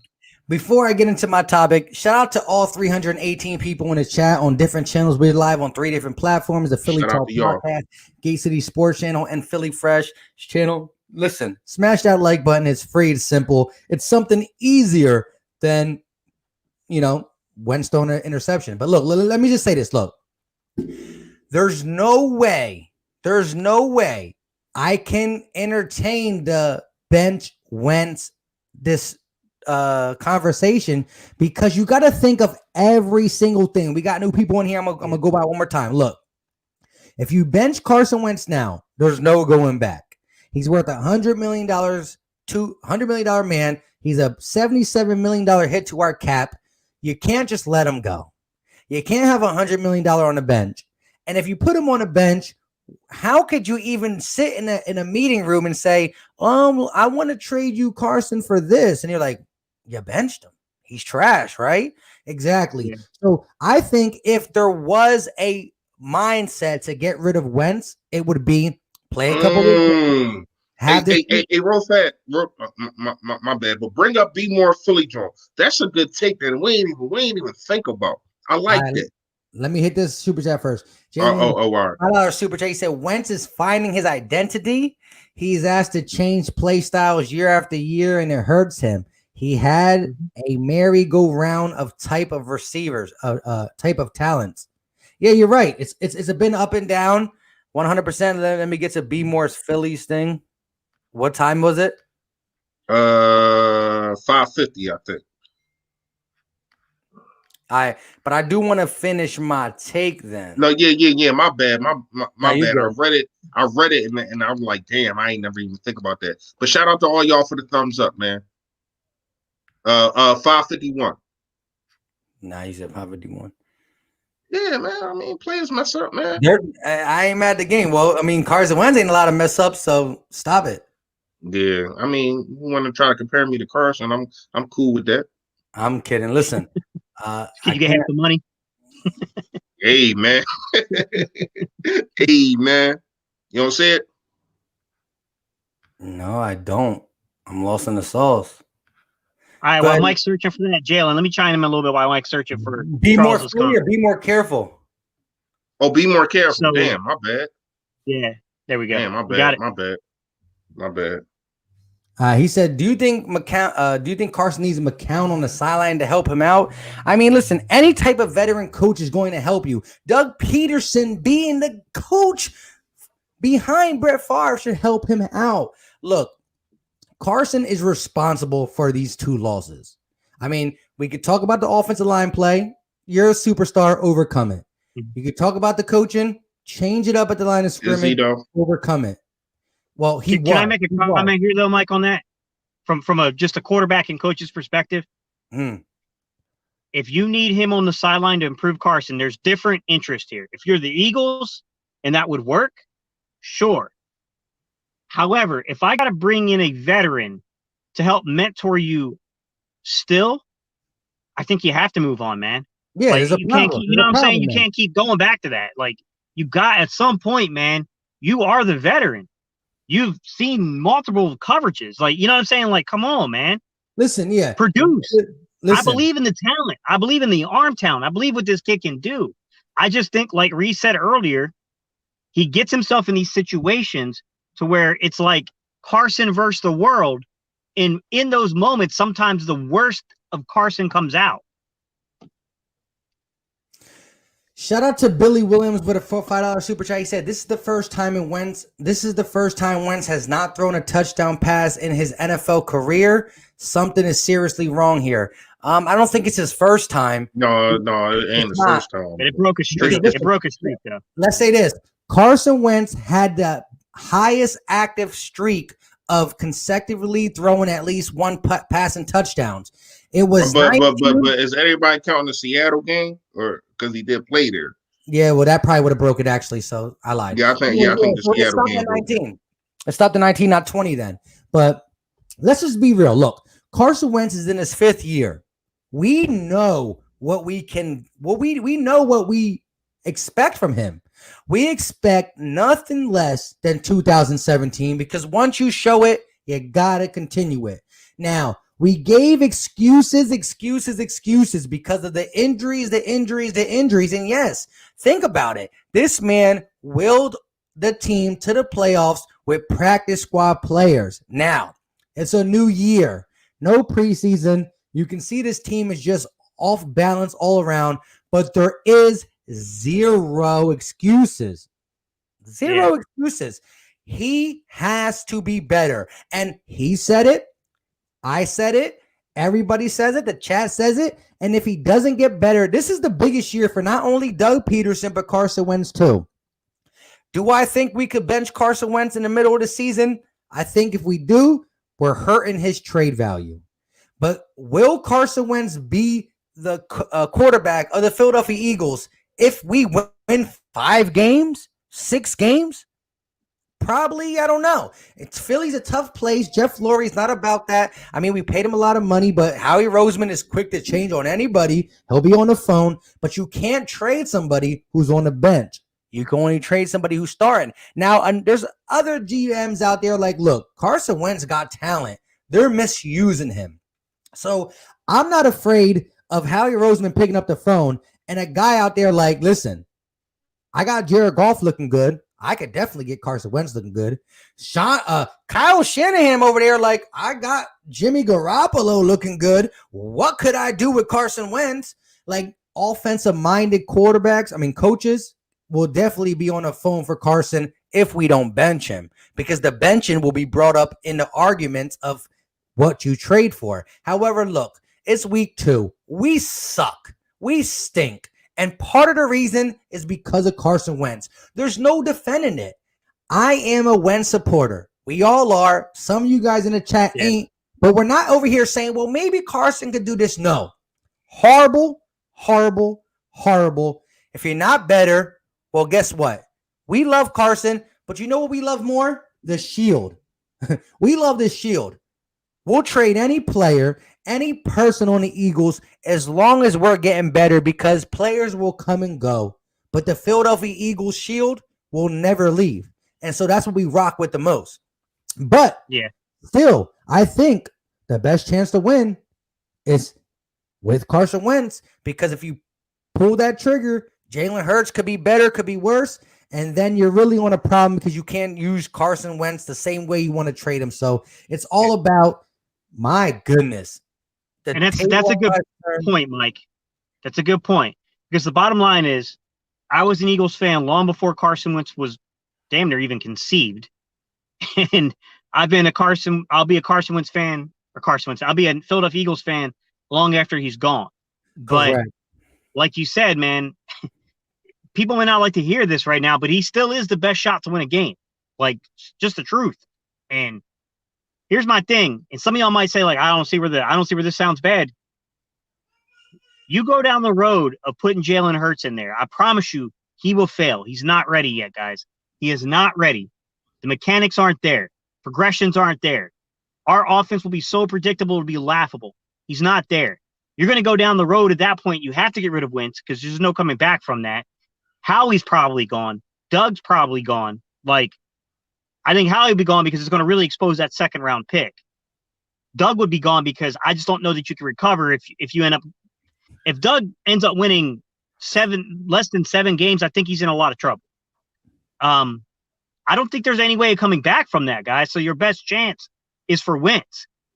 My problem is I got to see him be better in situations. I know he can do it. He uplifted the practice squad. I know he has the ability. But at some point, man, the lights got to click this season. Because if it doesn't, I don't know what else to do, man. Like, at some point, it has to turn on between coach and quarterback. Both of them got to get it together. And to piggyback off what you said before I read the super chat, look, Carson Wentz is going to have a few more opportunities. Like, look, they're not going to bench him. This ain't Madden. He's going to have to show something because the leash on him is getting shorter and shorter because the team understands the crowd's noise. They're not going to make a rash decision only on the crowd, but it still is an influencer. Look, it is what it is. He's playing bad. He got to be better. If he's not, something will change. Will it be Carson? Will it be Doug? Will it be Howie? I don't know. But what I'm saying is the money that's tied into it, you have to do it smartly. You can't just bench him week 2, try to bring him back week 5. Hurts looks bad. Carson looks bad. Howie's fired. Doug's fired. Carson gets traded for a 4th round pick because nobody believes in him because we benched him. And now the Eagles are sitting here looking like blah. So we have to relax. It's week 2. We're bad. The NFC East is bad. We got to be better. We're counting on Doug and Carson to do it. If they don't do it, changes will be made. I can't call Doug. Gate can't call Doug. Simone Stanley, she got power. She got Ryan Clark on the John. She got, Bubble Ray. She got a lot of people on the John, but she can't even call Doug herself. So it's going to be in the Eagles' best interest to just figure things out. We're just fans. But shout out to Jay Kills for the $10 super chat. He said, y'all still think it's the statue? He's reached his ceilings. He hasn't got better in 5 years. Facts, facts, facts. I'm not saying it's a ceiling, but he has not got better than 2017 for the last. I don't know, Mike. Look. I don't know about that. Nothing he's done has translated to the same success as 2017. But last year, I can't say that he's not a better quarterback than 2017. I don't agree with that. I thought it was last year. He's not showing it in 2020. There's nothing that's fine. From the Washington thing. That's fine. Let me interject. Let me interject real fast. I want to go off of, some of the things that you were saying, Mike. You're right. Here's the thing, y'all. We got to realize we ride with Carson Wentz. If he's not it, we're doomed. If we don't ride with Carson Wentz, we're doomed. So I'm going to gamble with Carson Wentz because that's what it is. That's what it's looking like right now. It's looking like it's a gamble, and it's looking like Carson Wentz may not be who I thought he was. I had him at top 5 quarterback. I had him top 3 after this season. I said that he will prove, after getting these weapons, that he will prove to be a top 3 quarterback. Now, I still feel as though he has the talent. He needs to read defenses better. He needs to go through his progressions better. He needs to not try to put everything on his own back better. But I got faith that I think he can do that. It's not like we talking week 14 and we sitting here we sitting here 4-11. I mean 4-10 or something like that. Then we can be in an uproar. And I even told you this about a half an hour ago. If I see some bull crap from him like I seen the last 2 games tomorrow, next week, I'm ready to hop on that train. I'm not getting off the Carson Wentz train, bandwagon, whatever you want to call it, because I feel as though he will get better. I don't know why it takes some time to get better. I don't know because I'm not gonna make this excuse, no preseason, yada yada yada, because nobody had no preseason, and we seen quarterbacks look a lot better. You know what I mean? But I still feel as though Carson Wentz will come up out of the ashes like the Phoenix. And a lot of these people in this comment section, a lot of these people that probably left out of this chat, a lot of the people that have been calling my phone, texting my phone, you're gonna eat your words, man. I mean, that's how I feel. Hey, and shout out to you for that. Look, again, Carson Wentz, let's reiterate it, was bad. None of us are defending his play. He got to be better, but it's a wait and see approach. Maybe you get Jalen Hurts involved a little bit to see what he can do. He gets a couple first downs, but then what do? Do you keep him in? Do you keep him out? I don't know. It's a big. That's going to cause more controversy. Correct. That's what I'm saying. It's going to cause more controversy. And then again, if you are really deciding to move off from Wentz, you got to prove that he's that guy to get picked up by Kyle Shanahan, who he will take to the Super Bowl. With that defense, that run game, Carson will look good. Anyway, shout out to our guy, Waste Media Production says, correct me if I'm wrong, but Doug abandons the plays that got us to the red zone when we get to the red zone. Go ahead, Gate. I mean, to be honest, Waste Media, it's really hard to say without seeing the all 22, man, because all I'm doing is speaking off emotion right now because I don't have film in front of me to analyze. To be quite honest, I'm trying to think how many opportunities we even had in the red zone today. Like, you know, the thing is, I see people keep commenting that if Wentz doesn't throw that interception, we win the game. I don't necessarily concur with that. That ain't true. But if Wentz doesn't throw that interception, we at least have a chance. Correct. If Wentz doesn't throw that interception, we're not talking about Wentz like this right now. Yeah, exactly. It's really that one throw that got everybody in an uproar because we was excited. I know I was. We was so excited. We sitting there like, yeah, Carson, you done drove us down the field. Now let's take the lead. And then you do that. First down, like Mike keeps saying, it's a hurt piece. Because you could have ran a ball. You could have did a screen. You could have did a whole bunch of other stuff. But to do that, that's what really hurts. And that's why we're really talking about this right now. Because Carson Wentz throws a touchdown, right? He throws a touchdown there. Like, I ain't going to say his whole game was bad. But that's what really hurts. If he throws that touchdown, right? Or we score on that play, even if he doesn't throw a touchdown, but we score on that play, right? And they go down, they score again, and then Carson Wentz is a 3-and-out or something like that. Then they score again. We ain't really, I mean, we like, damn, like you went 3-and-out, but because of the fact that he threw that interception right there, that's what really hurts.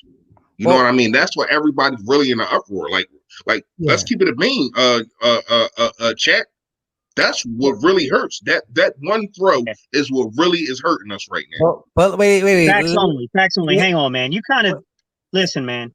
I think you're distorting Reese's point a little bit. He's not saying he only missed one throw. He's saying it's that one throw, right? Because of the decision making. Listen, a dude missing on a couple of throws, big deal, dude. Everyone does it. And I'm here to tell you, you won't find a perfect quarterback. It's not going to happen. But it's that throw in particular that showed a lack of awareness for the game situation that it was like having a knife stuck right in your heart. Yeah. That's what Reese was trying to say, man. Like, he's not saying he only missed on one throw. No, And this is why. Go ahead. And this is what I said to Philly Fresh. Look, I said, look, he doesn't throw that interception. We go ahead and drive down and score a touchdown there, whether it be a run or a pass, I don't care. Well, guess what? All is kind of forgiven because the lead is back on the Philadelphia Eagles side, and now we start the day over. We have to play better from there on out. So look, he missed Zach Ertz high. He missed a couple people high. He threw a horrible ball to Dallas Goedert when the guy said, when you're even, you're leaving. When you're even with a cornerback, you're leaving. He throws a back shoulder pass to Dallas Goedert when he should have thrown it above. I need to know the play right there, though. It was. I need to know the play right there because I get that. If we're looking, we got to look at it. You got to look at it through the whole thing. I need to know exactly what that play was. Was it supposed to be a back shoulder fade? Maybe, because that's what it seemed like to me, huh? I mean, maybe they and it might have been an option play. And here's another thing, Gate City. You know this as a quarterback. You got option plays, even that far down the field. It depends on where your defender is. Do I go outside? Do I go inside? Your quarterback and your receiver, tight end, running back, whoever, you got to be on the same page. If you feel as though the defender is on your outside, you go inside. If he's on your inside, you go outside. Back shoulder feed. I don't know what that play was, so I'm not really gonna get at the Carson. The play to the interception. I think Miles Sanders, he overthrew him. I want to say one time. The second time his arm got hit. And there was a couple other ones. The one to I can't remember. The fourth down one was horrible. He has some bad throws, but it's just the fact of when the throws came. That's what hurts. Yeah. You know what I mean? Yeah. That's what really hurts. Everybody got bad throws. You look through the NFL, it's nobody that goes 30 for 30. You know what I mean? Everybody got bad throws, or they got throwaways, whatever the case may be. Exactly. But it's just, and even Tom Brady misses open receivers too, guys. Wait, let me say this real quick though. What I can say is this: Carson Wentz missed a handful. I would say there's you could probably pick, especially if you want to get a little extra picky, because again, I'm going to grade Carson Wentz on a higher standard. If Jimmy Garoppolo misses a couple throws, I'm like, well, that's Jimmy Garoppolo. I'm grading Wentz on a higher standard. He missed at least a handful of throws. However, what Philly Fresh was saying, he don't throw that pass and we drive down and score, or he makes that pass, which will be super threading the needle because there was double coverage there. Again, that wasn't a pass by his arm. It was his brain. Why did you throw that pass on first down? Anyways, let's talk about this. If we score there and we take the lead, what I'm saying and what Philly Fresh is saying, everything is forgotten. The missing Zach Ertz, the missing Miles Sanders, the bloody blue is forgotten because we took the lead and now we have to play with that lead. But it wasn't forgotten because he made even a bigger mistake. And now you remember that plus the handful of misses, which puts this game in a F for Carson Wentz. Don't let us say, don't think that we're saying, look, listen, I think people think this. I think people don't think you can do two things. People don't think you can say Carson Wentz sucks, but still should be the starter. They think if you think Carson Wentz sucks, he should be benched. That's not true. He sucked, but he shouldn't be benched because of all the things that go into it. A possible trade person, a possible Jalen Hurts. There's a lot of things that goes into it. You can't just say he sucked, put him on the bench. What happened? You can't put $100 million. You can't minus that. You know what I mean? I'm just saying, if we win this division and go to the playoffs, everybody that's saying what they saying, they ain't gonna be saying it, man. Like, I need people, and I don't mean to be harsh, but I need people to keep that same energy. I want you to call for Jalen Hurts when you see Carson Wentz go on a 4 or 5 game win streak. You see Carson Wentz beat a big team, and we win a division. If we win a division? I want the same energy from y'all, man. When we win a division, I'm going to tell y'all to comment on my videos, comment in the live section. That first playoff game, you want Jalen Hurts to start. That's the only thing that's really why I'm really kind of pissed. I'm mad at Carson play. Don't get me wrong, but for y'all to say that he should be benched, traded, whatever the case may be, who are you going to get better that don't want their quarterback? Like, I just don't know that. I don't know we have the solution right now. That's the most frustrating part here, Reese, is like you look at today's game, and it really came down to like some individual play calling by Doug, where I thought the overall scheme was smart. Get the ball out of your hands, max protect. I thought all that was really smart. But then, like, you go to the 4th and 2, and it was like the way he schemed that up, and it was like, dude, what are you doing? You go to Carson on the individual, like, decision-making. First down, you're about to snatch momentum. Your defense comes out and stops the Rams, which I thought was like, whoa, like, holy crap. Maybe there is something here. And then Carson, like, that's the thing, Jay Kills. I understand what you're saying. I didn't see that coming. Yeah. That's what made it hurt more. Like, I was like, why on first down? Like, it's not necessary. Like they're like, understand the risk reward. It was out of proportion there. You can't do that. Like, it's frustrating because I know how good Carson can play, but I'm gonna be real with you. He's barely playing like a starting level quarterback at this point. Like, facts. It's frustrating. But you want to know why it's frustrating? Because we done seen him at his height. We know what he can do. We know how he can put a team on his back. We done seen him do it. I just got faith that he can do it again. I don't know what's going on with him. I don't know what happened. Probably, like I said, man, I don't know if he's a concussion. I don't know. You know what I mean? But something needs to change. You know what I mean? Somebody commented, I can't remember who it was, but somebody commented and said they wanted to talk about the defense. We talked about the defense. They wasn't good. Like, it ain't really too much that you can really say about these guys. They was not good. You know what I mean? Couple guys in the defense was, but as a whole, nah.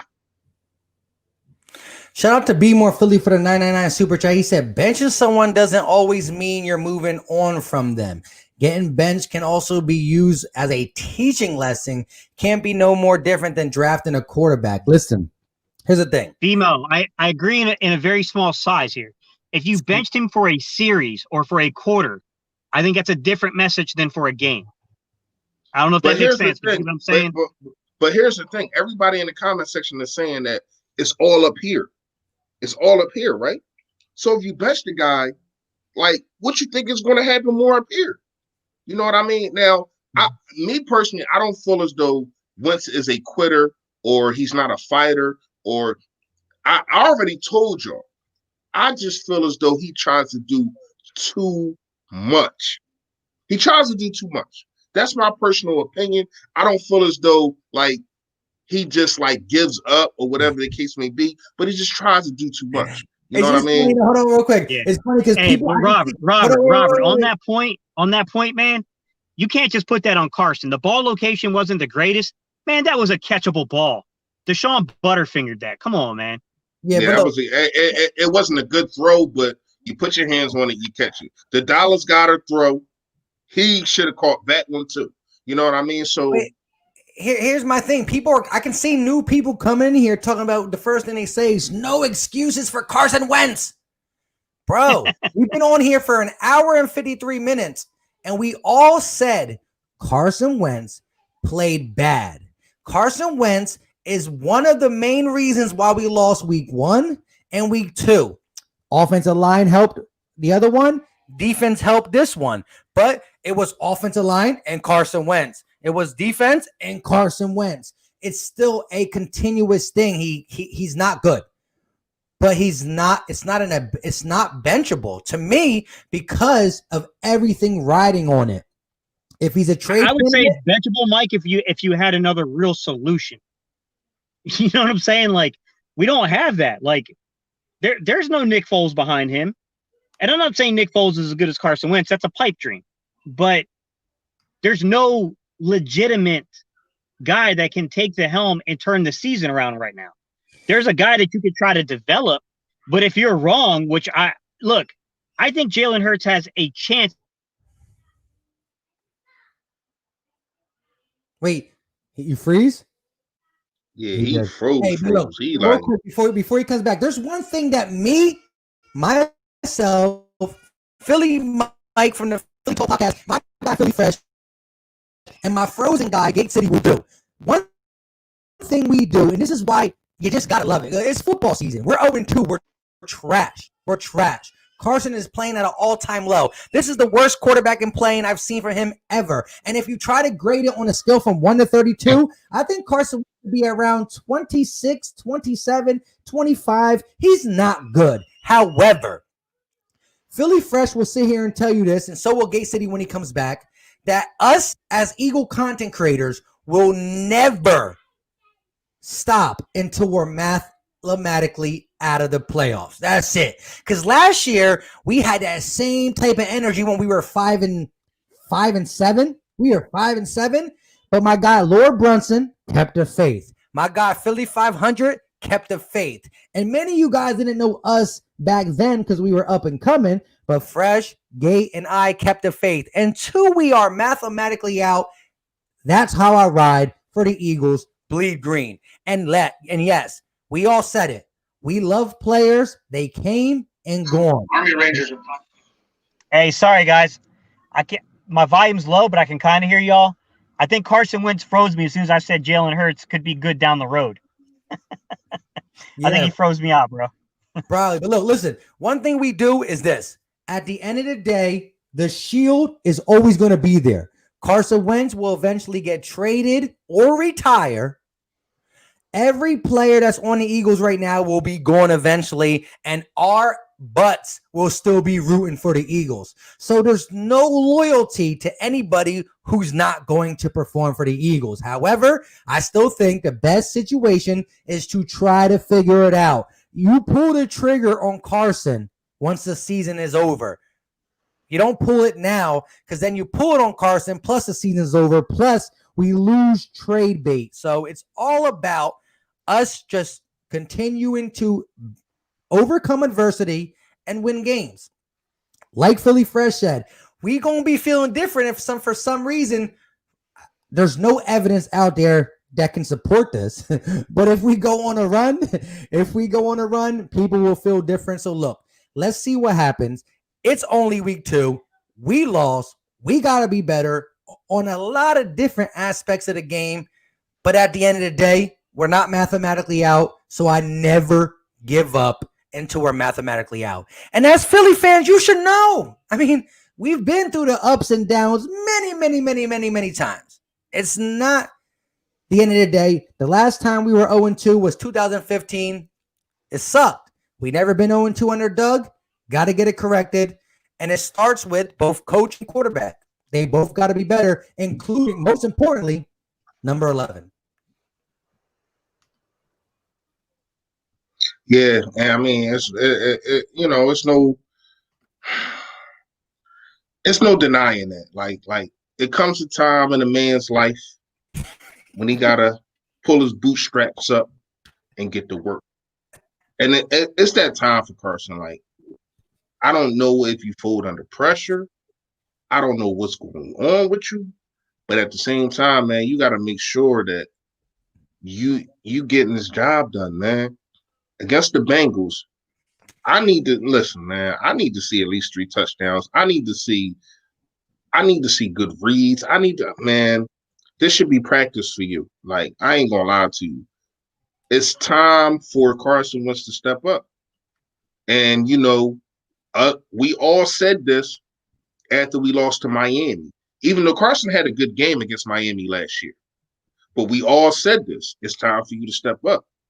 And it's crazy that we're saying this in week 2. It is time for Carson Wentz to step up. I don't want to hear nothing. Doug called a good game. I mean, a couple plays you can debate. You can go back and forth about it. Cool. But all in all, Doug called a way better game than he did against the Washington football team. It is up to you, Mr. Carson Wentz, to step up. And it's also up to Mr. Jim Schwartz, because we're putting all this energy in Carson Wentz once again. And we're just leaving Jim Schwartz out there. Like, dude, what are you doing? Like, seriously, like, I understand we want to talk about Carson, but can we get on some of this defense? Like, I don't know what I was seeing out there. Even if Carson had a good game, how the heck could he compete with that? You know what I mean? Like, and I'm not just saying this to try to throw shade on Jim and get the blame off of Carson. I'm just speaking facts. That was bad, man. That was bad from the defensive aspect. That was bad from the scheming aspect. Nate Gary, you need to sit your behind down. You need to come sit with me and watch the game. Seriously, because listen, from what I seen from the defense, man, I'm just as mad as from what I seen from Carson. Same, but yo, on the real though, look, again, I know it's all about the Eagles and we suck, but man, the icing on the top had to hurt when you see the Cowboys come back from 27-7, from 20-0. The fact that they got the onside kick, who gets onside kicks? Catch the ball. It's trash. It's trash. But yeah, we went on 2 hours, a lot longer than we wanted to. We're supposed to go for 1 hour. Shout out to all 340 in the chat. Again, it might not look like that from where you're watching, but we're on 3 different channels: the Philly Talk Podcast, Philly Fresh, and Gate City Sports Channel. So go sub these guys up if you don't know. And if you're new to my channel, hit that subscribe button. We do live streams throughout the week. We do normal videos talking about how kind of good our Eagles are. The videos are going to be different this week. Best and believe the videos will have a little anger, a little something extra in these videos. But definitely check our channels out. Smash that like button. It's easy. It's cheap. It's cheap. It's free. It's free. Hit the X button. Hit the like button. For the Cowboy fans in here, go ahead and hit the dislike button. I already know I got about 5 dislikes. I appreciate it. I ain't mad at the game.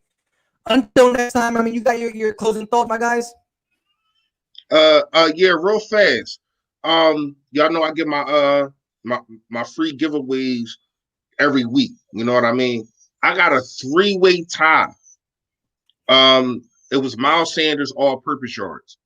He had 131 altogether, and 3 people commented and had 125. You know what I mean? So I'm trying to figure out how I'm gonna do it. They don't get what? Like 375? No, I'm not going to do that. What I will probably do is, and you know, you got to keep watching this week. I'm gonna let y'all guys know, and I'm gonna comment and let them know what I'm gonna do. But what I probably will do is I probably have just them go again with the competition next week on whatever I pick, and whoever wins out of that, then they get that. You know what I mean? Because man, it was close, man. So shout out to DH Eagle 071. There's a couple other dudes, man, but you just gotta watch the channel, man. You'll see. Come through to the Philly Fresh channel and you will find out. He ain't giving this nothing away for free. Come to his channel, smash that like, watch the video, and he'll let you know. Go ahead, Gate. Final thoughts would be this, guys. Carson's got to be better, man. I know the D lost this game. I know the D lost the game. I'm not blind, guys. But Carson didn't do anything to keep us in this game or to win it. And that's a problem because the talent level of Carson is not meeting the production this year. He's got to get better, man. Like, we cannot, like, I don't care about going 8-8 or 9-7. We have, like, to me, just making the playoffs and getting knocked out in the wild card round, it's not enough. It's not enough. Like, it's got to get better. Like, I'm sorry, guys, but you already know what's going to be coming for me this week. There's going to be a lot of film breakdown, and I'm going to be really critical about Doug and Carson, guys. I can't in good faith not point out what I'm seeing on film. Like, I believe in the talent level, but it's got to come out on the field, man. It has to happen on the field, or you're just a really talented guy that never really produced. Yeah, and that just sucks. But like I said, shout out to everybody still in the chat listening to us. Like I said, we went 2 hours hard for you guys. Definitely hit that like button for wherever you're watching it, and subscribe to wherever channel you're watching. And actually subscribe to everybody, the Philly Talk Podcast, Gate City Sports Channel, and our guy Philly Fresh. Yes, 0-2 is disgusting. But 12% chance to make the playoffs when you're 0-2. And it had to jump up a little bit because it's extra team A. He might really need that extra spot. But it's going to jump up a little bit more too, Mike, because this division is not good. Yeah, I know. Do you know how great would it be though if I had to get off here and not just see Cowboy fans like we won the game against the Falcons? Blah, blah. They still bad though. They still bad. I don't care. I don't care that you won. You're still bad. Yeah. Hey. Bad knows bad. And like I said, shout out to everybody in the chat. Smash that like button. We will be out all week coming for blood when it comes to the preparation and the you guys better fix it type of attitude when it comes to the Philadelphia Eagles. That's it. I mean, hey, Mike, one quick thing for you jump off. Do you guys see something getting shooken up before week 3? Can you see a surprise move somewhere? Yeah, Trevor Williams starting over Avonte Maddox. Let's go. Yeah. Taylor starting over Nathan Gary. Let's go.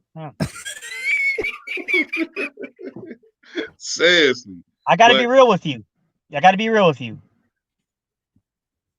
I don't think they're going to make any changes. I don't.